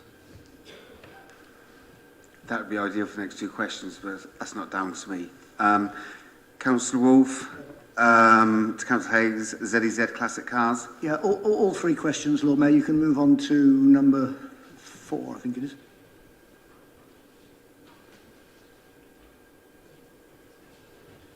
Thank you, very much appreciated. Councillor Pegg to Councillor Hayes, safety of cyclists in relation to a motorcycle and moped food delivery drivers. No supplementary. Thank you. Councillor Wade to Councillor Hayes, Seacourt Park and Royal Extension. Thank you, Lord Mayor. Could I ask Councillor Hayes to confirm at the council meeting on the 31st of January the number of days in which the extension has been safe to use because of low water levels and has also been open as a car park? It would also be useful to know the amount of revenue taken over those days as against the amount of days when only the main car park is open. I understand that the revenue isn't separate for the extension and main car park, but at least a figure for them both would be useful. Thank you. Maybe Councillor Hollingsworth, do you want to answer this, or maybe should we? No, Councillor. Sorry, Lord Mayor, the point I was making is I can't actually make out what she's saying. Could you take off the mask? just for the question. She did. Oh, did she? It's just the way that I mumble, Councillor Hayes. I'm sorry. Shall I say it again? Right. Could I ask you to confirm at the council meeting on the 31st of January the number of days on which the extension has been open between now and the 31st of January? There will be days when it hasn't been possible because of water levels in the car park, but there will be other days when the extension could be and probably will be open because of Christmas. And it would be useful to know what the revenue taken on those days when the extension is open is. Thank you. I think she's asking for me to commit to providing information on the 31st of January. I'm very happy to do that. And I'll look at the notes, see specifically what information was being requested. Thank you for that, Liz. Thank you. Councillor Miles, Councillor Gant to Councillor Hayes, OCC representatives at COP26. Yes, thank you, Lord Mayor. This is very disappointing. This is a sensible question about an extremely important matter to do with the actions of this council, and it's received an entirely trivial answer. Councillor Pippa Halings, for example, has reported to her council a speech requesting that the local government be included in the Glasgow COP successfully. That could have been something that Councillor Hayes referred to. My supplementary is, would he perhaps care to answer the question that he was asked? Thanks, Lord Mayor. It wasn't that I was overwhelmed by the question. I just thought that was actually the most important thing I learned. We've got so few years to meet the climate crisis, and every year that goes by with a Conservative-led government, which is going to do so little to meet the crisis, is another year lost. We had a major international summit hosted by the UK government in Glasgow, the first since Brexit, the first while a pandemic is going on, and they have thrown everything they're ever going to throw at the climate crisis at that summit when the eyes of the world are on the UK. So the point I'm making here is, if you actually want to achieve real change, there needs to be a new government. That's the point I'm trying to drive home. If you want me to talk about what I learned from talking to other local authorities, I learned that Oxford is widely admired as being a leader among local authorities in tackling the climate crisis, that there is a community of local government which is really keen to be working together to tackle our issues that we share in common, and that the work and the networks which already exist where we're sharing information will be strengthened as a result. I spent quite a lot of time with UK 100, which is a major network of local councils, and they're taking forward the things that we learned from having those conversations. I'm happy to give you further updates if you want, but I have to say the most important change that will come is at the national level. And if we waste the years that we need to save, we're going to have real problems with our climate crisis. So I don't think it was a trivial point. I think it was an incredibly important one.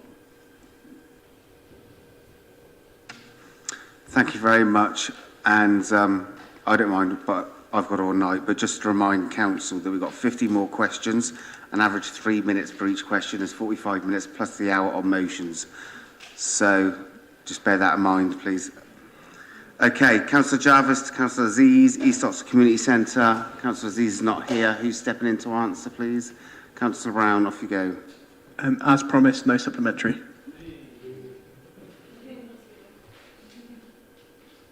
Let's set the trend here. Okay. Councillor Pegg to Councillor Arshad. Tree felling, Donington Ward. No supplementary. Councillor Pegg to Councillor Arshad. Yeah, I do have a supplementary.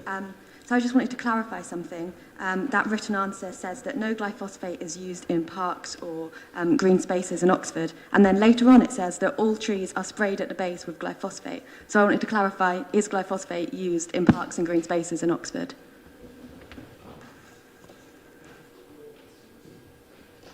So, as far as I understand, it's only used on, not used in parks and open spaces. I can confirm and get a written response just to be sure. Is that okay? I think Mike wants to add something. Councillor Rowley. On a point of information, because I believe it was me who gave the previous response, or a response previous to that. It refers to trees which are in grass verges. Thank you. And if we can just have written confirmation by email, please. Thank you very much. Bear with me. Councillor Gant, Councillor Arshad, Cutslow Park. Yeah, I will be quick, Lord Mayor, but I just simply couldn't let pass the statement that the vehicle movements in Cutteslow Park are for 10 minutes at 7 a.m. That is just simply not the case. That is just simply wrong. Please come and see for yourself. But my question is, I think that the mixture of large vehicles and park users is unsustainable. Do you?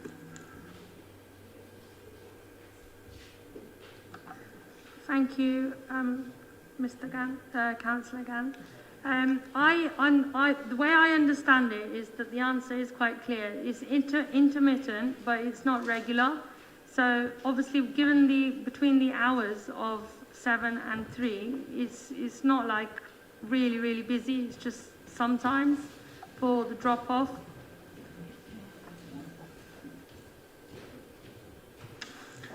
Again, you can have a written response, okay, from the Cabinet member and officers. Let's move on to the next question, please.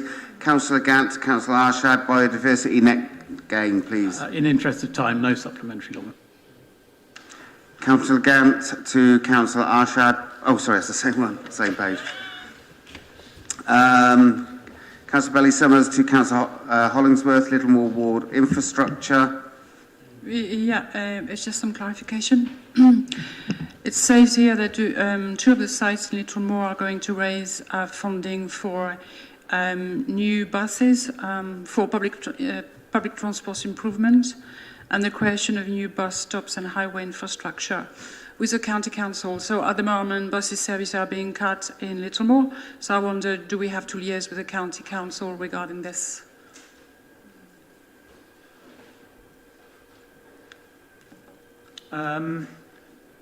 It's an interesting question. I think that one is going to have a written response. The County Council has announced bus service reductions which are to commercial routes, which I think is why the Wolvercote one is different, if I recollect correctly. It's got some oddity about it because it's a school route. Obviously, this was £214,660 for the support of public transport in Littlemore. I therefore would assume that that has been spent on subsidising buses up to now, but I will have to go and check exactly what the County Council has spent it on. Could you check, please? Thank you very much. Yeah, that is what I just said. Thank you. Okay, through the chair next time. Okay, Councillor Landell Mills to Councillor Hollingsworth, Diamond Place, please.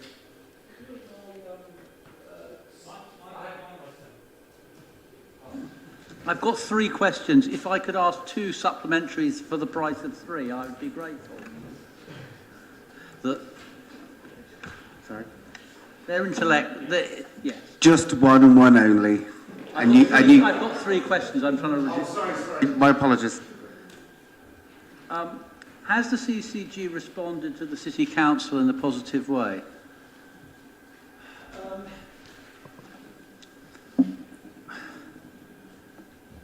I want to choose my words very carefully here. The CCG is an organisation which is about to cease to exist. As we know, it's about to be replaced. I would say its engagement has been patchy. Let's use that word. I am hopeful that as the question begins, so not your question, but the question that the CCG needs to face becomes a more concrete one, that their somewhat patchy engagement. Are we being mechanically ventilated or something? Strange noises keep happening. I would hope that that engagement would improve. One of the challenges that we have is 2 doctors' surgeries who engage in one way and in one channel, and a CCG who engage through another channel. It would be very much better if the health service was not organised in this way, but I have no inclination whatever to have yet another health service reorganisation. So I think what we will be doing is making the best of the shambles created by Mr. Lansley in terms of organisation. Thank you. The next one was, what does the City Council think about a phased development so that the community is not waiting indefinitely for all the ducks to line up in order? I'm much more concrete ground on this one. The difficulty with the phased development is that we've got two landowners here, Oxford University Development, so the Oxford University and through them their Oxford University Developments Partnership, and you have the City Council. If there is a phased development with the City Council's land first, you would lose a substantial amount of value from the development because our land is a very odd shape. It's difficult to develop and there is a considerable marriage value, as it were, from doing the two sites together.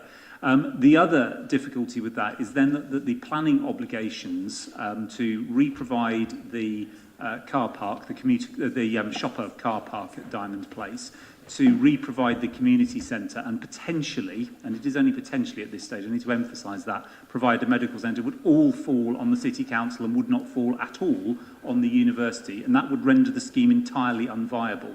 So I think a staged development is highly problematic, and that's why I've been emphasising, as have Oxford University Developments, that we need to move together and that we need to move at the pace of the partner that has to move at the slowest speed, which is Oxford University Developments, because they need to decant the current uses, and people more connected with the university will know what they are, from that building into a new development, which I think they're talking around Wellington Square currently, is what they've said publicly. So they need to complete their Wellington Square development in order to create the space for the Diamond Place development to go ahead. I really strongly urge caution with this notion that somehow the council could go ahead. I think it would be highly problematic and almost certainly guarantee the non-delivery of any medical centre. Councillor Latif, please. Thank you. Thank you. Thank you, Lord Mayor. My apologies. I was caught unawares by the supplementary question and Councillor Hollingworth's response, but just put on record that as an employee of the CCG, I have a direct conflict of interest in that answer. Thank you. Noted, thank you. Councillor Landell-Mills, you've got one more question to ask, please.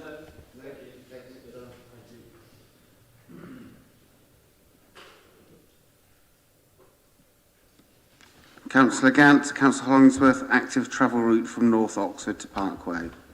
Councillor Hollingsworth appears to have asked me a question, so I have nothing further to add apart just to thank him for the response. I think we're very much on the same page with this, and I look forward to working together with Councillor Gant to achieve a good outcome. That's what we like, a very friendly council. Councillor Jarvis to Councillor Brown, vacancy rate for city centre retail units. No supplementary. Councillor Wolfe to Councillor Brown, support for Cave Street small businesses. No supplementary, thank you very much. Councillor Wolfe to Councillor Brown, Cave Street. The same, Lord Mayor, thank you. Well done, everybody. Okay, we're into the last hour and a half.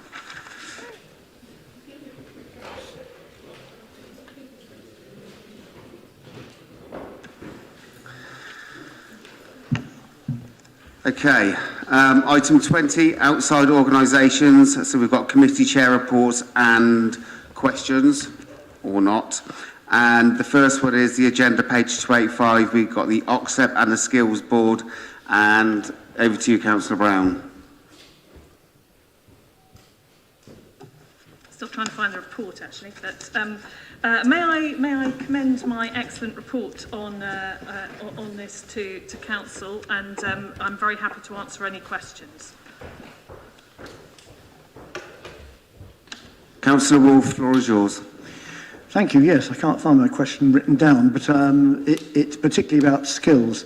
And what I was concerned about is we are entering a period when there is going to be a massive demand, as I see, for particular building skills, plumbing skills, electrical skills to meet the needs of zero carbon houses in future. It's known that there's a desperate shortage. I mean, there's actually a shortage of builders to build existing quality houses, let alone the new standards that we've got coming. So as I read that report, I was a little bit thinking, where's this, this enormous elephant, in the room? It doesn't seem to show in the report, doesn't seem to be something that they're talking about. It seems to be that the LEP doesn't think it's got any role really in being proactive in this area, and it's relying on supporting business out there, private business out there, to respond to market demand. We're thinking, actually, there's some real leadership needed here. So that's my question about the LEP and the skills. Is somebody taking proactive action, with our colleges and the rest, to really start getting these skills up and running? Well, the short answer is yes and no. So I think that the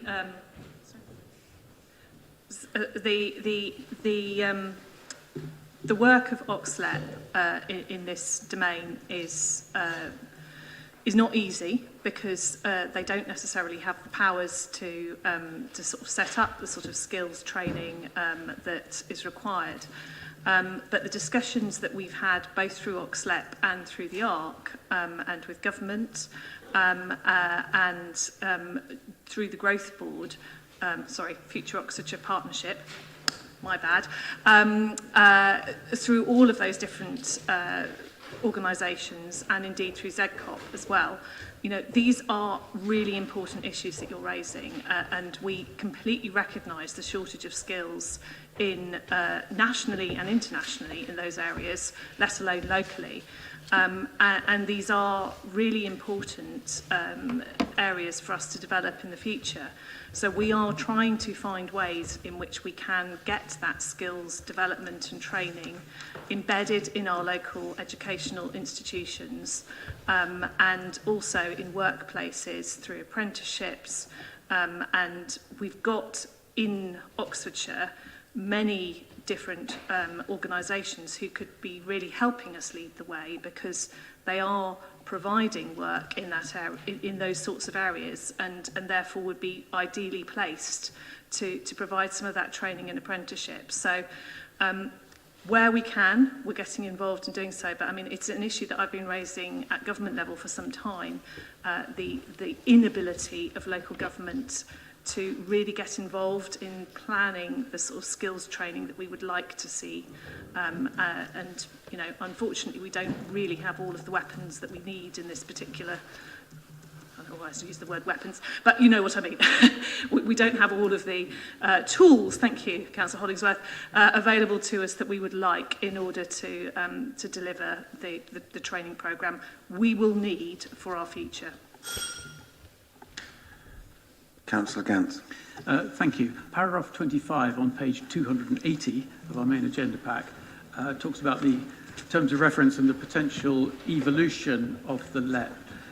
It uses the phrase that the terms of reference are to better support central government policy objectives. Is the leader aware of any sort of tension around the local democratic oversight of initiatives taken by the LEP?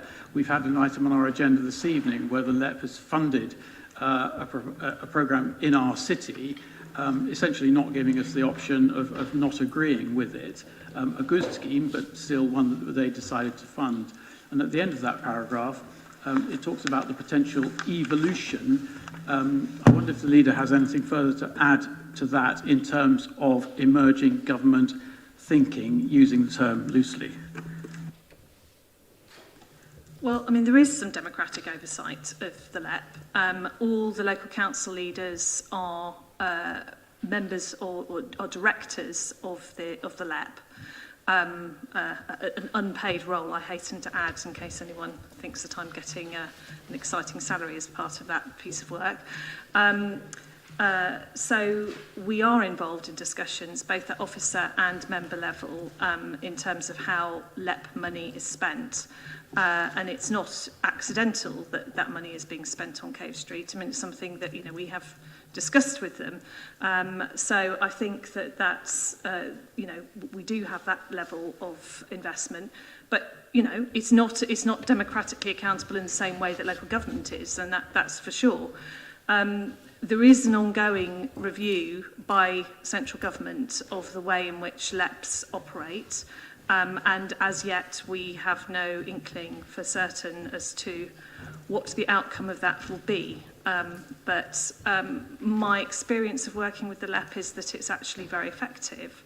And they have, I think Oxfordshire LEP has done a lot of very good work in terms of economic development and in its limited way, and not so limited way, in terms of apprenticeships and skills, because that it is difficult to get that work done.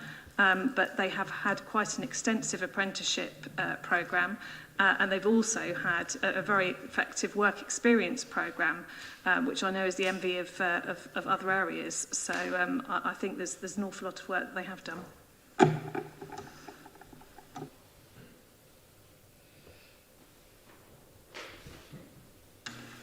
Okay, the Oxford Strategic Partnership, Susan? Again, I move the report. I'm happy to answer questions. Open to the floor. No questions. Okay, we'll now move on to item 21, which is the Scrutiny Committee normal scrutiny update. Sorry, not the annual report as stated in there. Councillor Wade. Thank you, Lord Mayor. I'd like to follow the leader's example by commending my report to you and leaving it there, but I suppose I should raise a few bullet points and then leave it open to questions.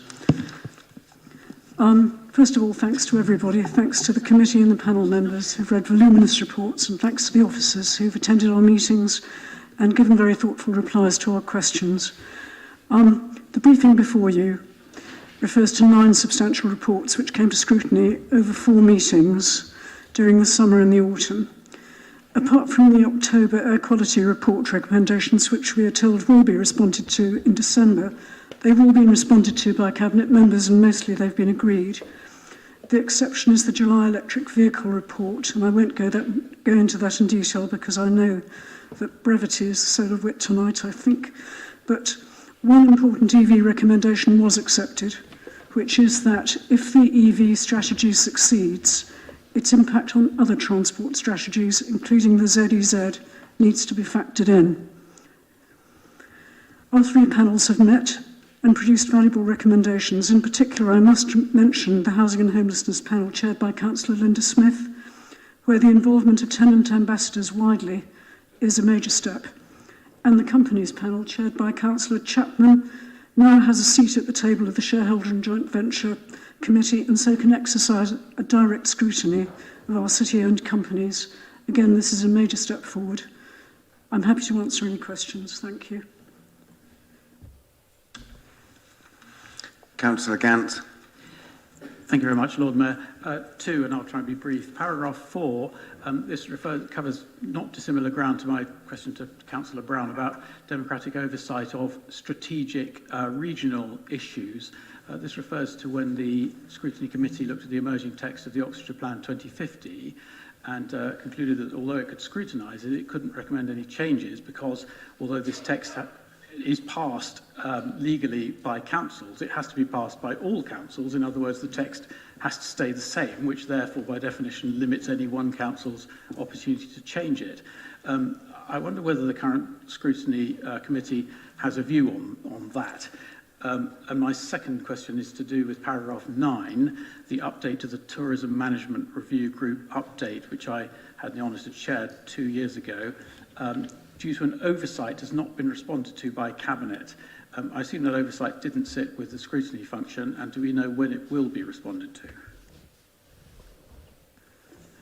Right, thank you very much for your questions. The answer to the first one is that I agree on behalf of the Scrutiny Committee that there is a genuine issue in respect to democratic oversight of strategic regional decision making. It is difficult when there are 5 separate councils, and the Oxfordshire Plan 2050 has to be passed by all 5 of them. Makes decision making very hard indeed, and I don't think we've really grasped the nettle of that. We discussed it at the Scrutiny Committee when the Oxfordshire Plan 2050 came up, but there was no answer that particular evening. But we do need to explore it. Personally, I'd hope that documents of this kind get as much democratic input as possible, including coming to full council meetings like this one where that's possible. In reply to the second question, scrutiny debated the tourism review. Yeah, I'm sorry, Alex? Okay. In reply to the second question about tourism review update, scrutiny debated this at its September meeting, and we do await a response from Cabinet. I don't know the nature of the oversight referred to, but it wasn't on the part of scrutiny or on that of our officers. I will look into this and will let you know the answer. Thank you. Alex? It's questions, isn't it? Yeah. Is the scrutiny chair aware that as the Oxfordshire 2050 plan will be a statutory planning document, each council's full council will need to adopt it, so it will indeed come to this council. And would she ponder on how best to engage the scrutiny function either at a county-wide level or at a city level at such a time as to maximise the potential for input into that document, given the limitations that there are on statutory planning documents under Regulation 19 of the appropriate Act? Thank you very much, Councillor Hollingsworth. I've been pondering this ever since the question came up, and it's a difficult one because there are a whole jigsaw of councils, each with different views. But yes, it's a question that we have to, it's a nettle, if you like, that we have to grasp, and we haven't grasped it yet. Thank you.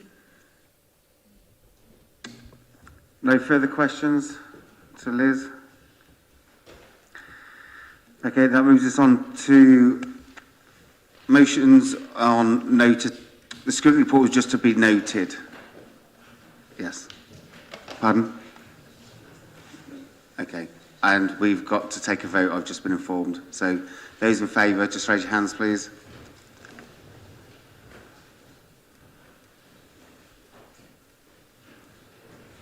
That appears to be everyone, Lord Mayor. Thank you. I'll just wait for the officers to leave first and then we'll start on the motions.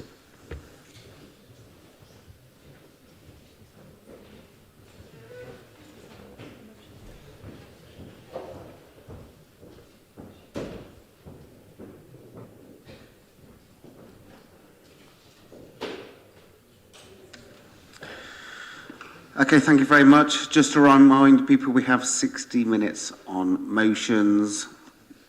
And we'll start with the first motion, 23A, becoming a trans-inclusive council. And we have Councillor Pegg to propose a motion. Yeah, so I want to begin the discussion of this motion with some important statements. Trans women are women, trans men are men, non-binary people are non-binary, and trans rights are human rights. These should not be controversial statements to make, but unfortunately the transgender and non-binary community increasingly finds itself under attack from those who say that transgender rights conflict with women's rights. Just last month, the BBC published an ill-researched and inaccurate article claiming trans women were coercing lesbians into sex. LGBTQ+ charity Stonewall is being attacked for standing up for transgender people, and institutions from Channel 4 to the Cabinet Office are withdrawing from its diversity schemes. Try talking about transgender issues on social media and you'll quickly experience a snapshot of the vicious hatred that the trans community faces. Perhaps the stats show the stark reality better though. 2 in 5 trans people and 3 in 10 non-binary people have experienced a hate crime or incident because of their gender identity in the last 12 months. A quarter of trans people have experienced homelessness. 2 in 5 trans people and half of non-binary people say that they adjust the way that they dress because they fear discrimination or harassment. 2 in 5 trans people say that healthcare staff lacked understanding of their specific needs when they were accessing general healthcare services. And here in Oxford, a 2019 report from Oxford University Students' Union found that 98% of transgender students experienced mental health problems during their time at Oxford. I want to thank Hannah Massey of Trans Oxford for speaking in support of this motion earlier in this meeting. She spoke powerfully of the struggles transgender and non-binary people face, from extraordinarily high levels of mental illness, self-harm and suicide, to the ordeal of having supposed conversion therapy forced upon you. I hope that hearing directly from the trans community of the threats and discrimination that they face makes clear the importance of standing up against transphobia and of supporting this motion.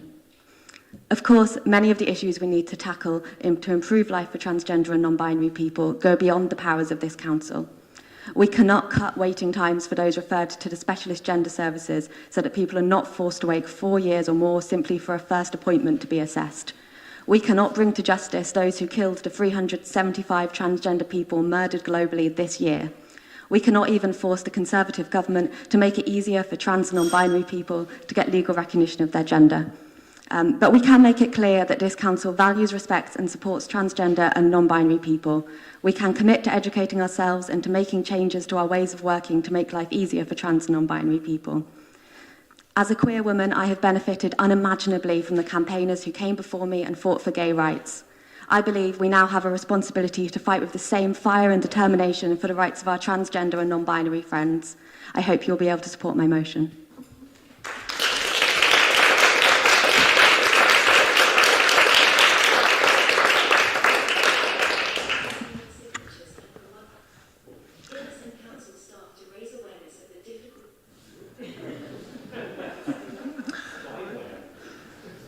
Just before I ask for a second, my apologies to mention this now, but I did mention it earlier, that Declarations of Interest is mentioned that ARC Tea is one of the Oxford Lord Mayor's charities.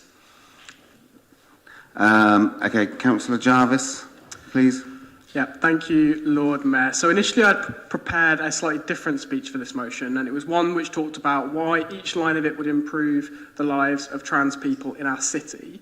But in the last 48 hours, we've seen a wave of online abuse following media coverage of this motion that I think illustrates why it's so important that we pass it here today. So I wanted to speak a little bit about that. So both myself and Councillor Pegg have been referred to in the last 48 hours as morons, as creepy, and as engaging in scary stuff for proposing this motion. We've been described as being part of a sinister totalitarian cult, of being determined to shove gender ideology down everyone's throats, and being part of the trans Taliban. One person has asked the council to tell me to take a long walk off a short pier. The motion has been described as fascist, utterly pathetic, and concerned with the sexual wants of the mostly middle-class male fetishists. It's been suggested that the only difficulty facing non-binary people is self-imposed victimisation, and that non-binary people almost always have severe mental illness.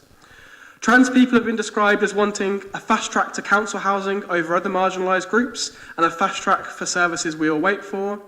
One person says they don't give a flying F about trans people's feelings or wishes. They say they've gone from calling trans women women to calling them men, and that they are sick of perversions and kinks having to be respected.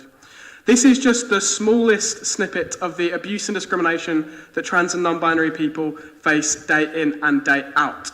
I first came out as non-binary in 2013. And at the time, that was mostly met with confusion and indifference. There was barely a flutter of hostility. I went on to become a student union officer and proposed a trans rights policy, very much like this one, and introduced gender-neutral toilets to our student union building, as this motion calls for. The pushback was minimal and the support was high. But 8 years later, today, what happens when a 20-year-old student comes out as trans or non-binary in the current climate? What happens when they introduce gender-neutral toilets in their students' union? We're in the midst of a manufactured moral panic about trans and non-binary people, and it's putting people's well-being and safety under threat. Just like in the 1980s, the right-wing press and the Tories whipped up fear, hatred and misunderstanding about lesbian, gay and bisexual people, so we are seeing the exact same forces attacking the LGBT community and our institutions today. The comments I read at the beginning of this speech are just the tip of the iceberg whenever trans and non-binary people speak out and call for their rights to be respected and for an end to discrimination. Now, Oxford should be a beacon of hope, 30 seconds. Inclusivity and safety for all, so I urge all members to show that today by supporting this motion, rejecting the rights culture wars and standing shoulder to shoulder with our trans and non-binary siblings.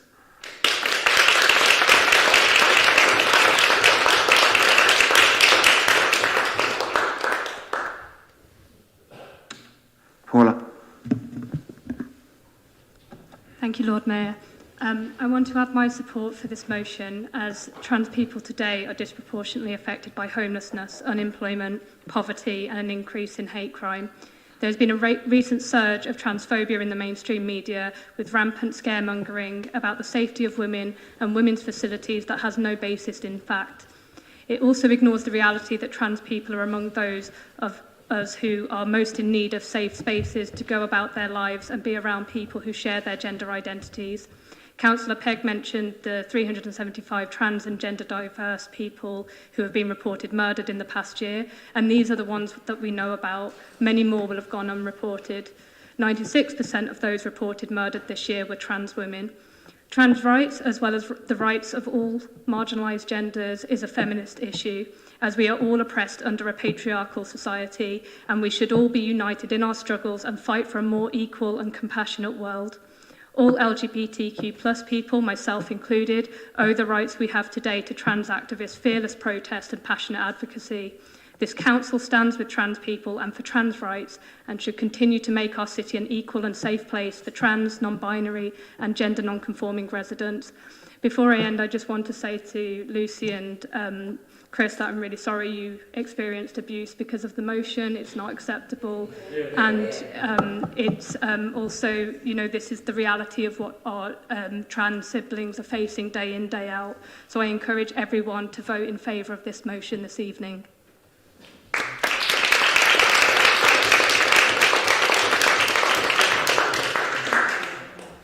Thank you, Councillor Dunn. Councillor Gant. Then I've got Councillor Hayes, Councillor Rowley. Is it me? Okay. Thank you very much, Lord Mayor. I am not only pleased, I am proud to support this motion. This City Council has limited ability to act on its own, but what it can do, it should do, and it must do. And this is an intelligently thought through and carefully worded motion to enable us to do exactly that. I won't add my voice to what's already been said about the challenges facing members of the trans community, because it's already been done very eloquently by Hannah Massey and by councillors who've spoken already so far, and indeed in a similar motion that was passed at South Oxfordshire District Council recently, and the speeches there are on the public record, and I'd commend them to members of this chamber.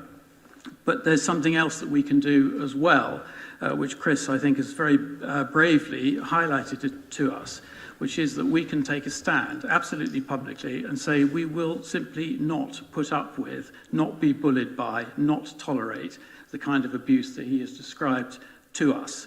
I was also called a fascist recently, and it was when I proposed that the County Council drop the use of the word chairman and replace it with the word chair. Well, it's a trivial issue, it's a joke, but I'll be honest, it upset me, and that is a tiny little thing compared to what Chris has just described and compared to what others, and I'm sad to say, particularly women, put up with when they have the bravery to put their head above the parapet and serve their population and their community as councillors and in other roles. And I am honoured to be able to stand alongside them and say that I support the stand that they've taken and support this motion.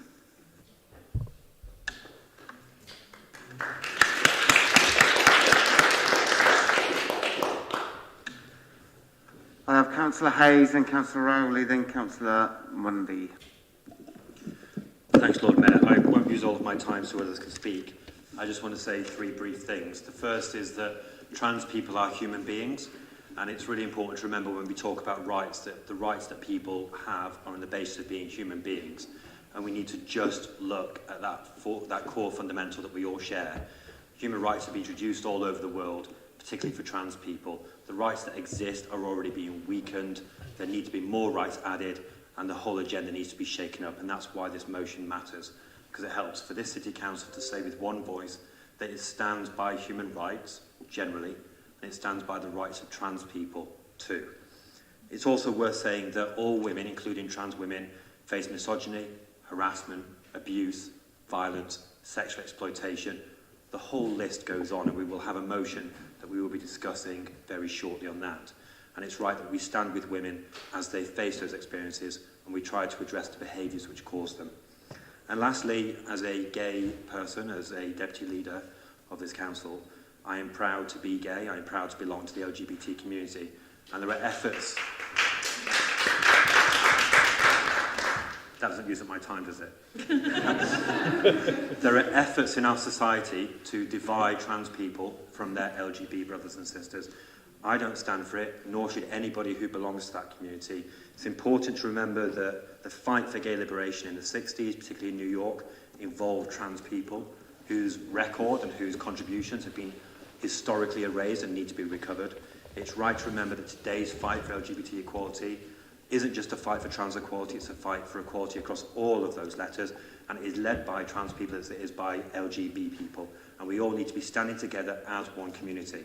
And the final point I will make is, having spoken about women standing together, having spoken about the LGBT community standing together, we are stronger together than when we choose to stand apart. The Labour Party is a party of equality and solidarity and common cause.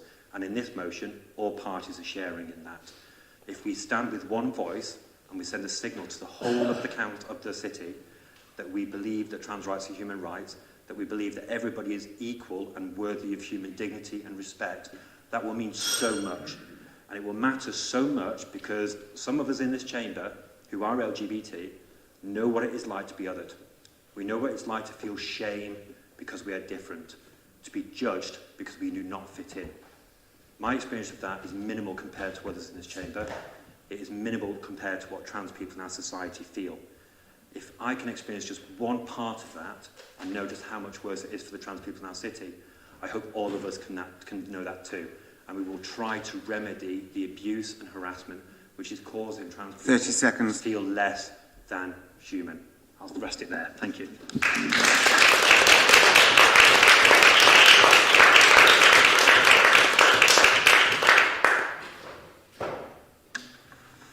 Mike, the floor is yours. Thank you, Lord Mayor. 3 points, if I may. First, I'm honoured to know a number of trans people in my ward whom I have striven to help over the years. Not, I have to say, middle-class fetishists, but working-class people, including female-to-male trans people who have suffered psychologically and materially from misogyny as women and from transphobia as trans men. So I don't believe there is any. I don't believe there is an opposition between fighting those forms of discrimination. Secondly, when I was a teenager, it was actually illegal for my school to teach me that my sexuality was acceptable. Having won acceptance and respect in society for who I am, I'm not about to pull up the ladder after me. There's no LGB without the T, I believe is the phrase that goes around in the saner parts of Twitter. Third, I mean, we've all had these people on social media telling us that this motions like this propose something that's not natural. It's what they said about gay people in the 80s. It's what they said about women going to work in the 1920s. Let's take them on. He's been mentioned once already today, so although he wouldn't have recognised what a trans person was, let's have Matthew Arnold responding to a bigoted priest who said something similar about, I can't remember what. No, we have all that nature has, but more, and in that more lie all our hopes of good. Your nature's cruel, we are sick of blood. Nature forgives no debt and fears no grave. We must begin, know this, where nature ends. We must begin where the understandings of some people about what is natural and what is not end. We are beginning here as a council to include everyone in our city, irrespective of gender identity, sexuality, or whatever, and that is a great thing. Thank you very much, both of you, for bringing this motion.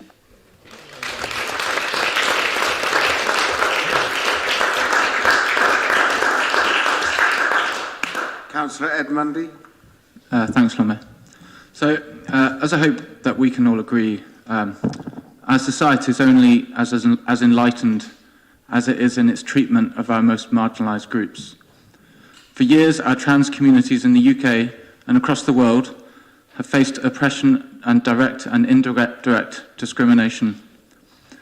It could be easy, as a cisgender person, to think that to oppose outward discrimination is enough, to think that to hate vile abuse from afar is all that can be expected. But as this motion shows, we can and must do more. Our trans community must feel safe on our streets and be fully included when accessing our council and non-council services and working and applying for work, in full recognition of their own identity. Like many important issues, there is often more to learn. And on reading this motion, I've considered ways that I myself can do more to show how important it is to me to welcome the trans people in our community. So I'm very grateful for the tabling of this motion, and I urge all members to support. Thank you.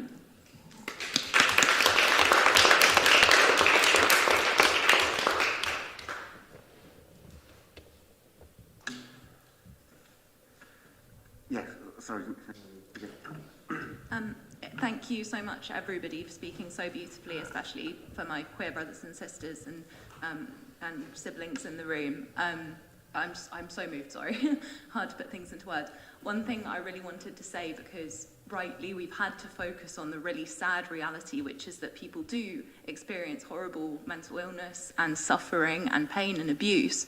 But I just wanted to say that trans joy is real too, and it's our responsibility as people in politics, it's everybody's responsibility to make the world an accepting place for these people. And compassion's so important, and that's just what this motion is. I know that I was, as a queer woman, going through the schooling system, seeing homophobia and no place for myself. That had a huge toll on my education, on my health, on my happiness. But when I found a community and people who supported me, I could be myself, and I was happy. And there are so many people that still have trouble accessing the services they need and the community they need, and they have to hide away in the closet and then come out and then hide again, and they can't just be themselves 24/7. And I know that that takes its toll as a queer woman with relative privilege. So whatever abuse any of us might get, and we shouldn't, it's an insult to democracy, I'm so glad to be able to play my part in standing up. And yeah, thank you so much for bringing this motion and uniting all parties here on this issue. Thank you.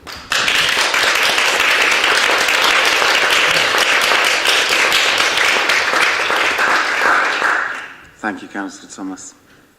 Any other questions? Anybody speaking to the motion, sorry? And to sum up, please, Lucy. Yes, I do have a speech prepared, but I feel like it's a bit inadequate after all of that. Thank you so much for the outpouring of support. It's amazing, and I really hope that trans people out there can hear this and know that we support them. So having put this motion forward, I've heard from many people in Oxford and further afield about how much it means to see institutions like ours standing against transphobia and supporting trans and non-binary people. We might just be one council in a small city, but what we say matters. And I've already heard from councillors in other parts of the county and indeed the country who are looking to propose similar motions to their local authorities. The fairly simple changes that this motion proposes will show we support trans people and make life easier for them. It won't undermine women's rights or safety. In fact, as many people have said today, being a feminist includes supporting trans and non-binary people. So I'm going to just sum up now. Everyone said so many amazing things, and thank you. And I'm pleased to have you all supporting this motion this evening.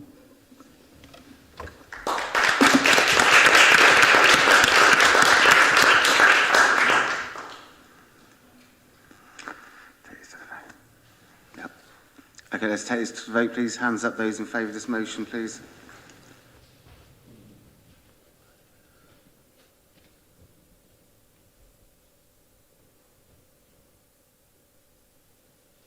I think that's 38 in favour, Lord Mayor. Carried. Carried. Thank you very much. Yes, thank you very much, Lucy and Chris, and thank you everybody for your contributions.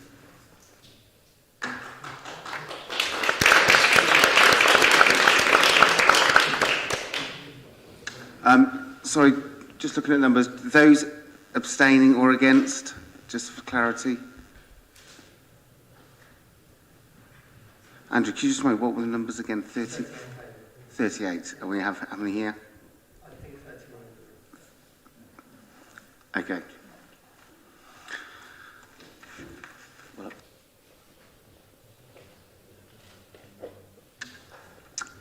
okay, that brings us on to the next motion, and just to remind you, we have 35 minutes to go through the next couple of motions.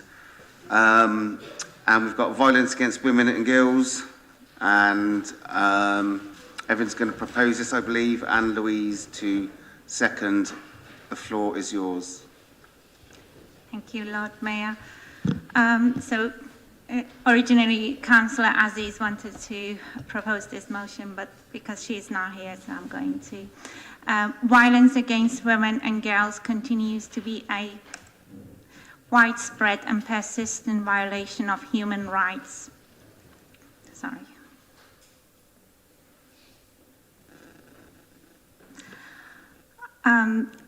Violence against women and girls continues to be a widespread and persistent violation of human rights and an obstacle to achievements of equality, development, security, liberty, integrity, and dignity of women and girls. 1 in every 3 women around the world experience physical or sexual violence, most often by an intimate partner. Over 500 million are forced to marry against their will, with majority being under the age of 18. 200 million have undergone FGM, and over half of all human trafficking victims are women. The White Ribbon Campaign is a global movement of boys and men to end violence against girls and women, and it coincides with the UN's International Day for Elimination of Violence Against Women on the 25th of November. Boys and men who participate in the White Ribbon Campaign are encouraged to wear white ribbons to show their support. Tonight, in this chamber, I wish to take this opportunity to remember the plight of all women and girls who have faced misogyny, sexual harassment, violence during the pandemic, recent humanitarian crises, conflicts, and climate disasters. Violence against women can happen to anyone from any group, background, and walk of life. There are no stereotype groups. Yet, the current support services exclude those with no access to public funds, state benefits, and council housing. The legal system also lets down women experiencing violence, as legal aid entitlement criteria makes it impossible for many women to access legal advice and support, especially those in employment but on low income. I know all these too well, as I have been there and lived through it. Sorry, just bear with me a sec. The same applies to women with immigration status issues, and now the new immigration bill will make the situation even worse for many vulnerable women due to the bill's uncertainties around issues faced by women experiencing the domestic violence. This motion calls on the Council to do everything it can to build a city free from misogyny and violence against women and girls, to create a violence against women and girls task force, which includes the voices and lived experience of all women, including, of course, trans women. This motion also calls on Council to become a White Ribbon accredited organization, so male violence against women and girls is tackled by men. Thank you.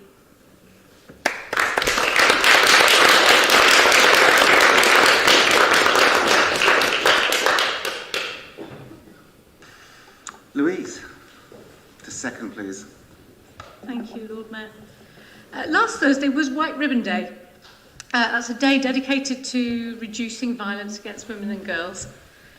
It says something, doesn't it, that we need a White Ribbon Day, a day when we ask men to think about what they could do to make women and girls safer, a day when we have to start promoting campaigns like the Don't Be That Guy, that guy who laughs when their mate grabs somebody's breast.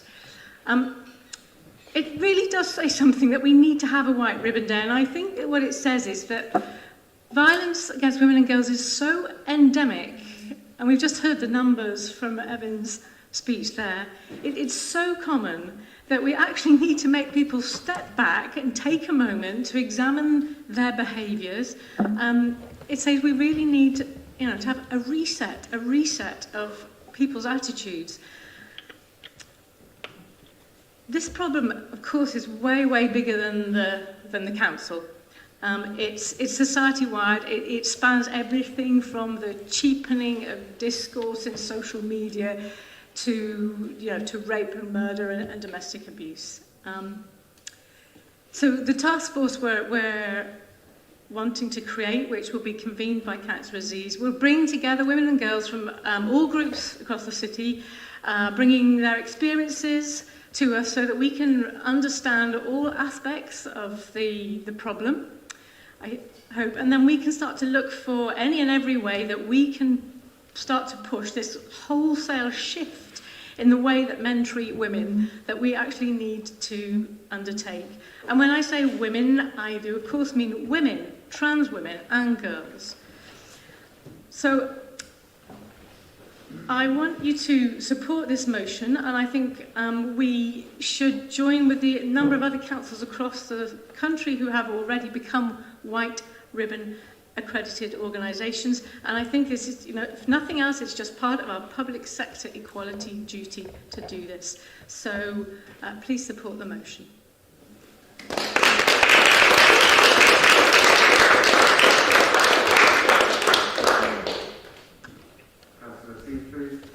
Thank you, Lord Mayor. If I'd been asked just 2 months ago about my biggest achievement to date, I may have dithered in my response. I suffer from that indifference no longer, for just 6 weeks ago to this very day, I became the proud father of a gorgeous baby girl. As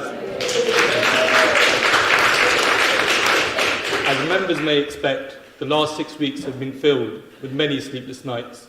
At the last count, it was 42 in total, which may explain any snoring emanating from this corner of the council chamber tonight.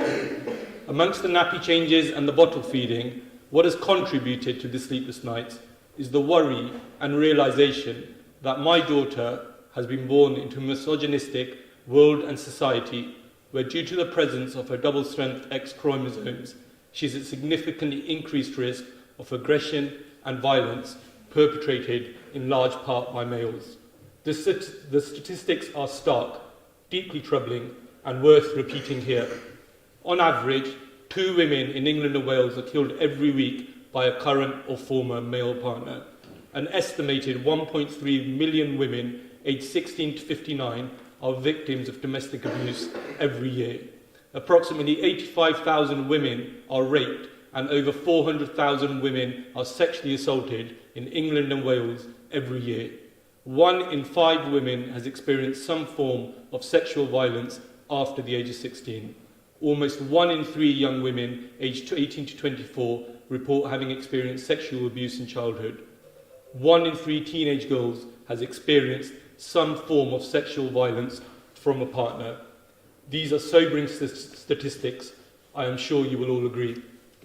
My wife and I have also seen the impact of this violence on a personal level when the daughter of a friend in her early 20s was brutally murdered by someone she had recently met. We are approaching the 6th anniversary of her death this Christmas, and I can attest to the personal pain and impact this tragedy has inflicted. In the words of her mother, you can carry on existing, but you stop living. I am grateful to our respected members, Councillors Abrishami and Upton, for bringing this important motion before us today.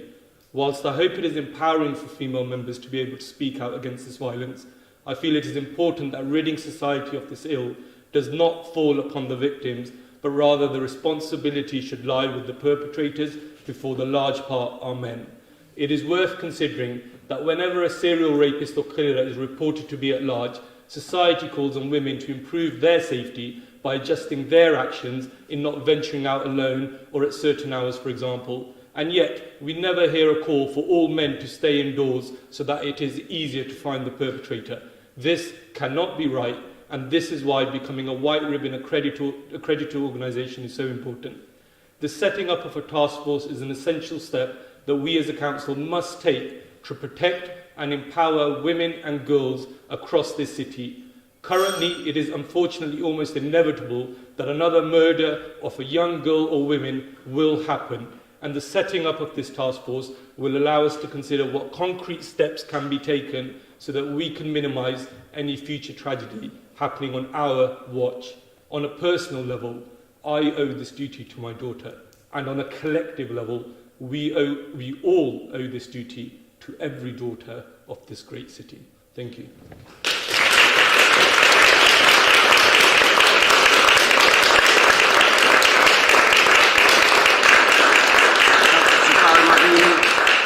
Three minutes, please.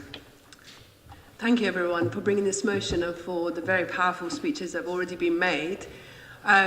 We have already spoken at length about some of the personal individual actions that can be done to actually rid society of this evil, but we have to really think about the systems here, and patriarchy and white supremacy are absolutely inherently linked, and systems of oppression, and they have been going on for centuries. You cannot fail but notice going into every Oxford college that there are white men staring down at you from every single hallway. And in fact, we cannot forget Roads Must Fall, which was a campaign to try and address the issue of imperialism within Oxford and further afield. And I just want to remind us all that quite a few of the current government and a lot of individuals who are within that government who are putting forward bills that are really going to make it much, much more difficult for us to fight both patriarchy and white supremacy. The Borders and Immigration Bill, which has already been referred to, which is going to worsen the suffering of the most marginalised people. Immigrant women who do not have recourse to public funds are going to be forced into further destitution due to a lack of support for them and for being made to be a criminal for having to seek sanctuary. And the police bill, which how can we forget? And these are we're being told that this is necessary for our society, but in fact, we are actually going back on rights that have been fought for by the suffragettes and by women and men in our history. And patriarchy and white supremacy are systems, and men and women can all be complicit within that. So I urge everyone to really think about their own role within that system and think about how we can all stand in solidarity and really battle against these evils that are systemic and not individualistic. Thank you.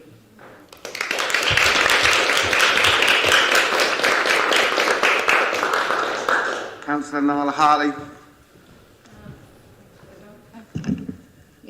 Yes, thank you. Thank you, Evan, for bringing that motion. A lot that has been said by Hosne is what I was going to express about systematic responsibility. We saw the death of Sarah Everett this year. We've had a really sad year. I lost my friend who was killed in Manchester by her husband this year. I just also want to express that the toll that it takes on the victims. I have been a victim of domestic violence. It is really, really difficult for people to empower themselves, to come forward and call the services to come and help, and then only to find that they are not assisted. That has got to be taken seriously.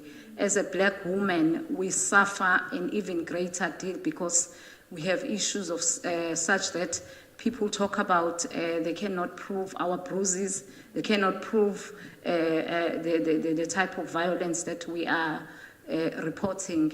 So this is a really, really serious issue. Thank you so much, Evan, for bringing this, and I hope this council takes this seriously and votes highly on this motion.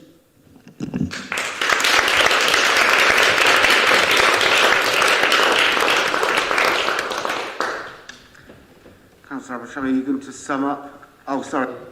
Councillor Wade.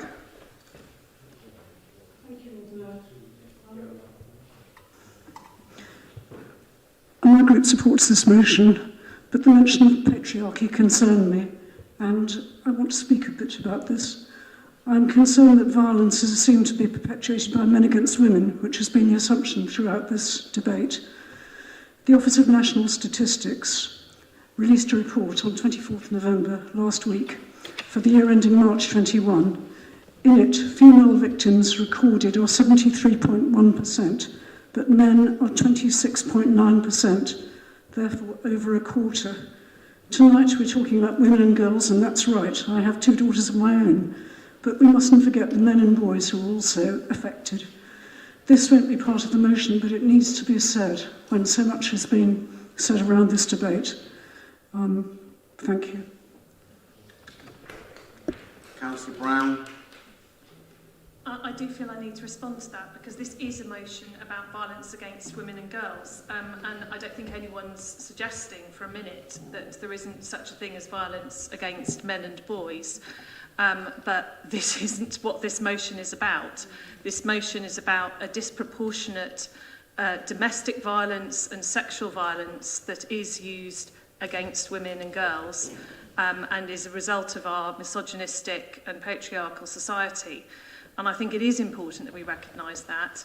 Of course, you know, we know that some men are also victims of domestic violence. That is true, but that is not what this motion is about. And I think it is important that we are able to recognise that in this chamber and to mark it and to say that we don't accept it and that we will fight against it. I think we've done a lot of work in this council to address it. We had an excellent domestic violence review, scrutiny review, which was led actually by Councillor Shyster Aziz and the results of that review are being implemented by Councillor Upton and Councillor Aziz as part of their cabinet portfolios. But I think this motion, I really thank Councillor Evan Abrashimi and also Councillor Upton for speaking to it and for all of the eloquent speeches in favour of it. I'm just disappointed and didn't want that to be the last speech in this particular debate.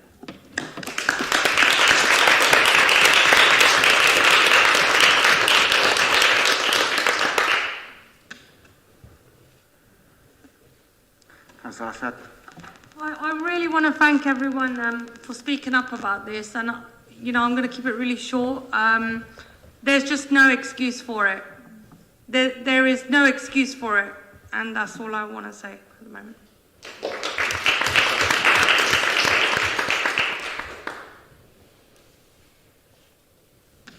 No further comments? Okay, Councillor Abrashami, would you like to sum up, please? Thank you, everyone, for your amazing words and your support to this motion. I hope the task force can be, a tool that we can all work together and try to have a city where there is no violence against women and girls. Thank you, everyone.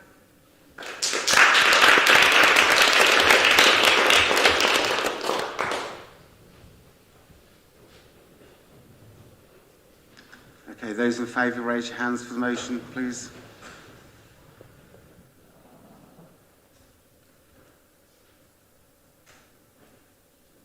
That's 39, Lord Mayor, which is everyone.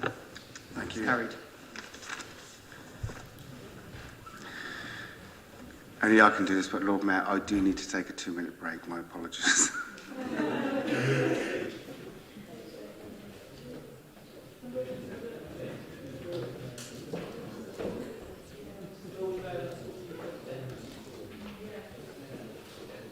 But then I wouldn't be able to participate, so I'm sure if you just wait a minute, please.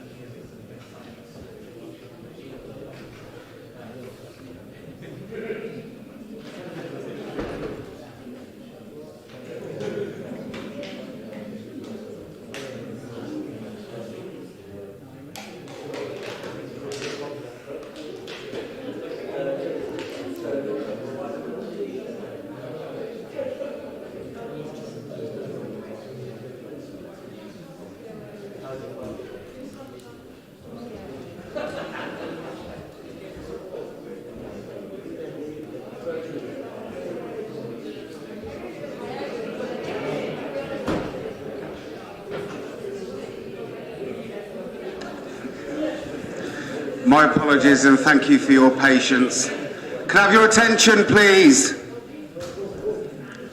Thank you. Okay, item C, under the motions, we've got noise nuisance from licensed premises. Councillor Landon Mills, the floor is yours. Sorry, Lord Mayor, I think I'm proposing on behalf of Councillor Miles. Sorry, yes, it is, yes. Councillor Gant, yes, to propose, and Councillor Landon Mills to second. Thank you. Thank you very much, Lord Mayor. So, once again, I'm speaking on behalf of Councillor Miles, so if Council notices a marked improvement in my performance, it's because this isn't really me. The City Council is currently failing residents in its approach to dealing with statutory noise nuisance from licensed premises, pubs, bars and clubs. Imagine you're a parent with a young child. It's midweek, a school night, it's 9 p.m, and in your child's bedroom you can clearly hear music from one of many potential neighbouring nightclubs or pubs. It's keeping your child awake. It will keep you awake as it continues until after midnight. If you're lucky, you can go and investigate the source of the noise and ask them to turn the music down. The bar manager may say they will. They may even offer you their mobile number so you can coordinate with them on noise levels from your home. But despite this, the music is turned back up a short while later. Imagine you're a single parent and you can't leave your child, or you're disabled living in sheltered housing and face mobility issues. You can't leave the house. The out-of-hours noise service only works on Friday and Saturday nights from 10 p.m. to 2 a.m, and so you have to put up with it. Maybe you don't have a smartphone and can't use the noise app. So if you have the energy, you may email the Safer Oxford email address to complain, but the previous complaints have resulted in no action. Imagine you're an elderly resident with a heart condition. The deep bass from music played in the neighbouring pub garden is seeping into your living room. It is sending your heart racing. You can't watch TV or go to sleep until it stops. You are overwhelmed by a sense of anxiety. You know where the music is coming from, but the noise helpline only starts operating at 10 p.m. You wait to call it. Then you're on hold for 20 minutes. You eventually get through to the operator. They say they will try and send someone to investigate, but there's no guarantee. Noise from licensed pubs, clubs and bars is negatively impacting the well-being of many residents. Some are literally losing sleep over it. Others feel they have no choice but to move from the home they have lived in for decades. This is noise that is above acceptable levels within the licence of the premises. This problem seems to have got worse post-COVID lockdown. Some proprietors are trying their luck. But we know this council takes its responsibilities seriously and it wants to protect the most vulnerable. We also know that this council values the significant contribution of the hospitality sector. So I call on this council to strengthen noise reporting mechanisms for residents, improve awareness of how to report noise issues and of the council's procedure for handling complaints, and also build the capacity of licence holders to control noise from licensed premises through a series of proportionate and well thought out measures which are set out in the motion. I commend the motion to Council. Councillor Landon Mills. I'm very pleased to support this motion. Oxford is a busy, congested place where people have to rub along. Boisterous pubs and outdoor music are central to that mix. However, noise pollution is a very real problem, and there are clear rules and guidelines as to what acceptable levels are, and these are being breached regularly. This summer's been particularly bad with, and I think people have found that through their own casework, with pubs and bars making greater use of outdoor spaces in response to the pandemic. Of course, outdoor entertainment and music are welcome. However, local people's different needs must be respected, and businesses must respect the agreed guidelines. And noise can be a real problem. I mean, it can destroy people's sleep, their peace of mind, and even their mental health. The council city staff are the thin line defending people who are disturbed by noise, and staff have been supplanted and extended by apps and online reporting. These processes have to really be efficient and seen to work. Councillors, I urge you to support this motion. People need effective action, and I commend the motion to you. Thank you.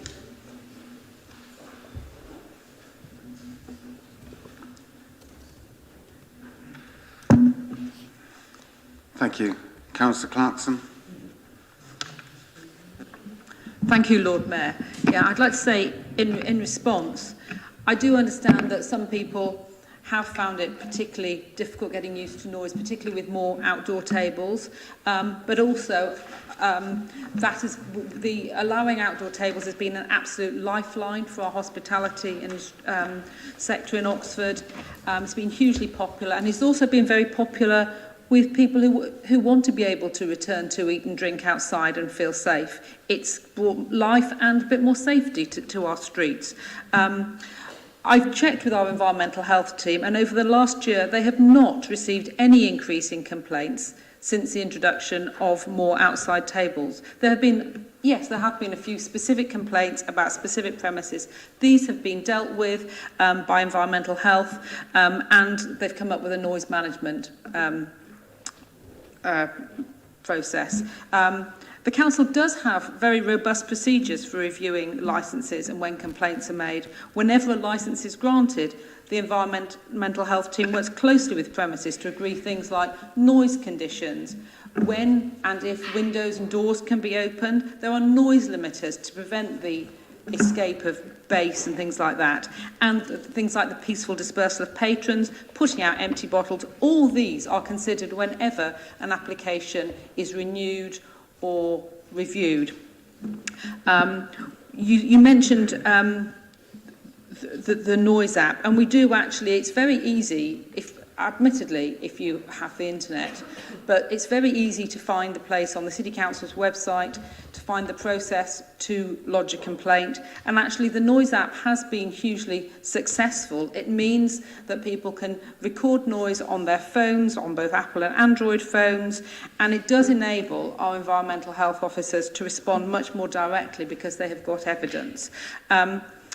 What you're suggesting has potential budgetary implications, and I would suggest that the budget process and making a budget bid is the appropriate way to address these issues rather than through a motion at Council. Thank you.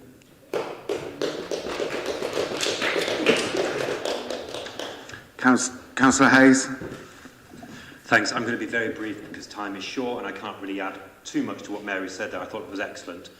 I think what I've heard tonight is the Liberal Democrats saying that Broadmeadow is a community garden.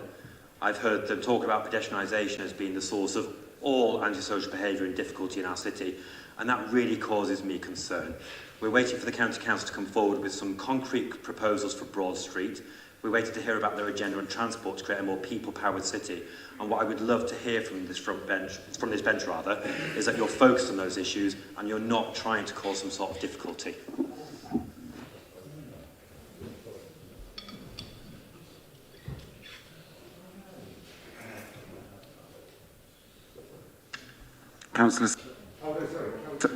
Councillor Brown, then Councillor Smith. Thank you. Sorry, I'm having trouble getting a button to work.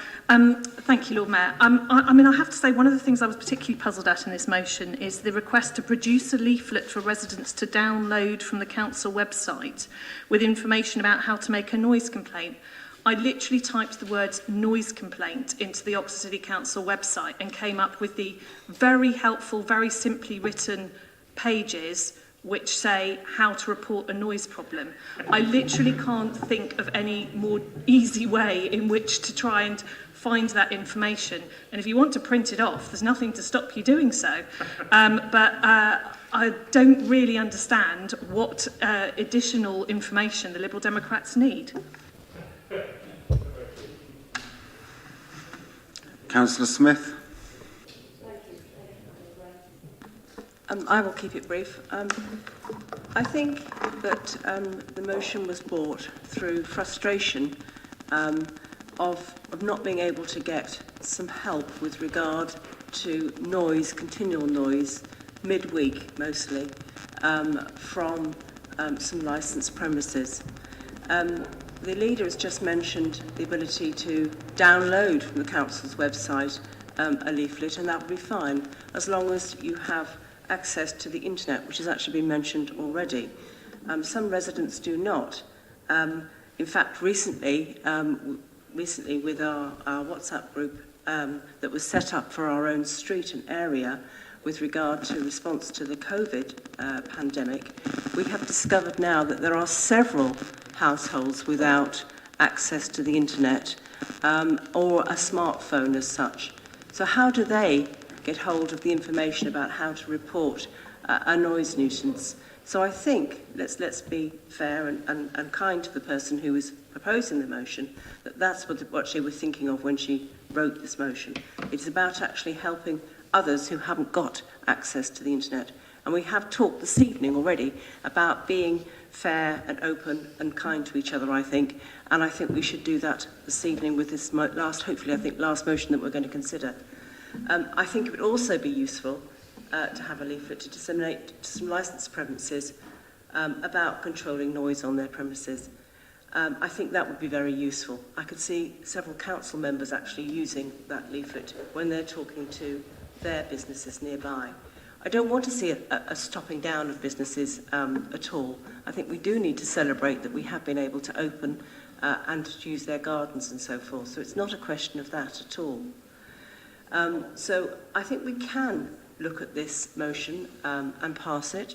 And I do agree with the leader that perhaps in the next year's round of budget proposals, there will be a small budget proposal as well for something to help with the noise complaints. Waiting 20 minutes, you quite often give up trying to get through to the emergency line. It is very difficult. I've had that in my own experience, in fact, when we had residents ringing me with regard to a noise complaint from a premises. Thank you. Thank you very much. Councillor London Wheels, turn your mic off, please. I was just going to quickly say, I mean, I think that the... Oh, was you? Can I say... Was you? Thank you for letting me know. Very briefly. Actually, wait your turn, please. Thank you very much. Councillor Wolfe. Thank you, Lord Mayor. I feel as a councillor in one of the areas most affected, I suppose, by these things, I feel obliged to say something. I'm struggling to raise great enthusiasm for the motion. Noise issues have been a major burden most of my 12 years as a councillor, and it's always a problem to deal with. I think our licensing team and staff do a good job of trying to deal with licensed premises. I don't think actually the problems are within licensed premises. Once people are out of those licensed premises on the street, well, I think that's where a lot of the problems come from, but how do you deal with that? Police can't deal with it, our community resources can't deal with it, because by the time it's been reported, they've moved on. There's always an issue of student parties, but, how do you deal with that? So I think, it's a very difficult thing to get hold of. I think the app is great. I think we're in a much better place than we were when I was first elected, I have to say. Whether any of the things in this motion would actually help much, I think there is a resourcing issue, perhaps. I'm really wavering which way to go on this motion. I'm still talking myself into voting for it, really. There is a bit of a resourcing issue in that there are people who don't have smartphones or internet connections and stuff who want to get on the phone and talk to somebody, and that can be impossible, and then they feel that they've been badly let down. I think that's very difficult, and whether more resourcing on the helplines might help, I don't know. But that's about as much as I think I can say. We do enjoy East Oxford as well, and it's life, Councillor London Mills, you may now come in. Thank you. I was simply going to say that it may be a modest motion, but I think it's an important one because it comes out of our casework, and that's what I wanted to. I mean, it's not the sort of willful or fanciful. It's a response to what we've had people coming to us complaining about, and I think we would be not doing our job if we didn't make this, respond to this. So thank you, and I hope you have a similar case and would like to respond to it too. Thank you. Councillor Cook. Thank you, Lord Mayor. When I ended up living on Park End Street, there were two licensed premises, Queen's Arms and the Royal Oxford Hotel. After 12 years, there ended up being 5,000 places you could resort to until about 3 or 4 o'clock in the morning. My life was hell. I had an absolutely gold standard service at that time from environmental health officers. They turned up every time I called them. We ended up being best friends. I turned up to licensing meetings every time a new licence was applied for. They were all approved. I got nowhere. And I had a gold standard service from the officers, even before I was a councillor. That's why I became a councillor. At the end of 12 years, I moved out. And it wasn't as a result of the failure of officers. It was a failure of the national legislation. At least now you have an opportunity to review licences. And that's what we need people to do. Keep chapter and verse, report it to the council. Having an officer there saying, oh, there, I'm awfully sorry, doesn't actually help. Recording those occasions and reporting it to officers is what gets results. And I say that as a councillor who has sat on many licensing committees for new licences or renewal of licences or reviews of licences. If you've got the information there and you've got the evidence, then you can say, sorry, you're losing your licence, or sorry, you're losing those extra hours, or sorry, we're going to slap on these conditions. So it's having that track record, and it isn't about getting a body there to say, oh, I'm awfully sorry. Thank you, Colin. Thank you. Councillor Collicutt. No more questions. No. We've got 1 more minute. We're up to nearly 60 minutes now, so I'm not accepting any more comments. Councillor Gant, do you want to sum up and then we'll vote, please? Yes, very briefly. Thank you, Lord Mayor. Thank you, colleagues, for all the contributions. Just a few things. Dick mentions the noise when people leave premises and student parties. Well, as somebody said a bit earlier in the meeting, real life issues, but that's not what this motion is about. Councillor Hayes informed Council that the Liberal Democrats had said, and I quote, I wrote this down because it struck me, pedestrianisation is the cause of all antisocial behaviour. I don't believe we did say that. I'll look forward to reviewing the recording of this meeting. Mary spoke very cogently, as she always does. All I would say, without going into the detail, is that this is about making the system work better. May I speak uninterrupted, Lord Mayor? Of course, my apologies. Thank you.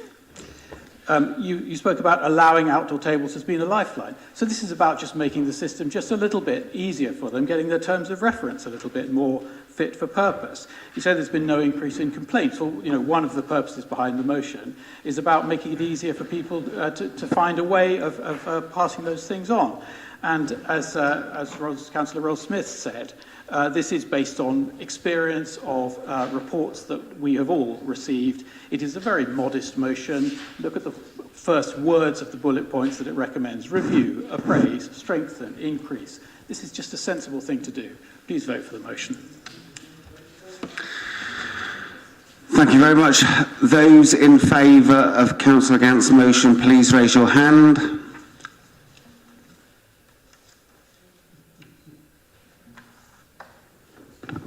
Make that 8, Lord Mayor. Those against?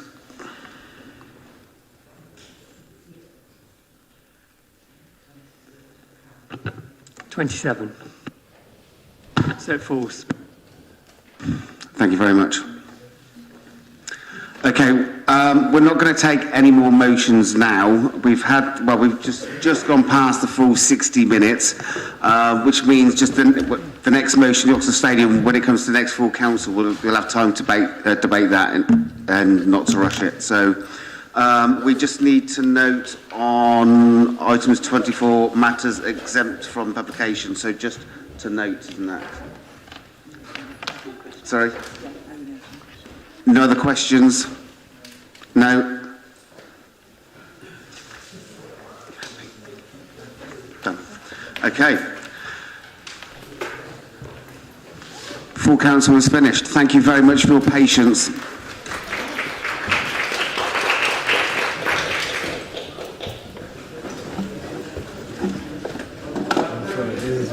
Oh, sorry, I didn't realise I was sitting on it. I come and then I thought it might sit, and after that changed. Sorry, no problem. It's only because it's cold. Yeah, it's pretty, suddenly overnight it just went very cold.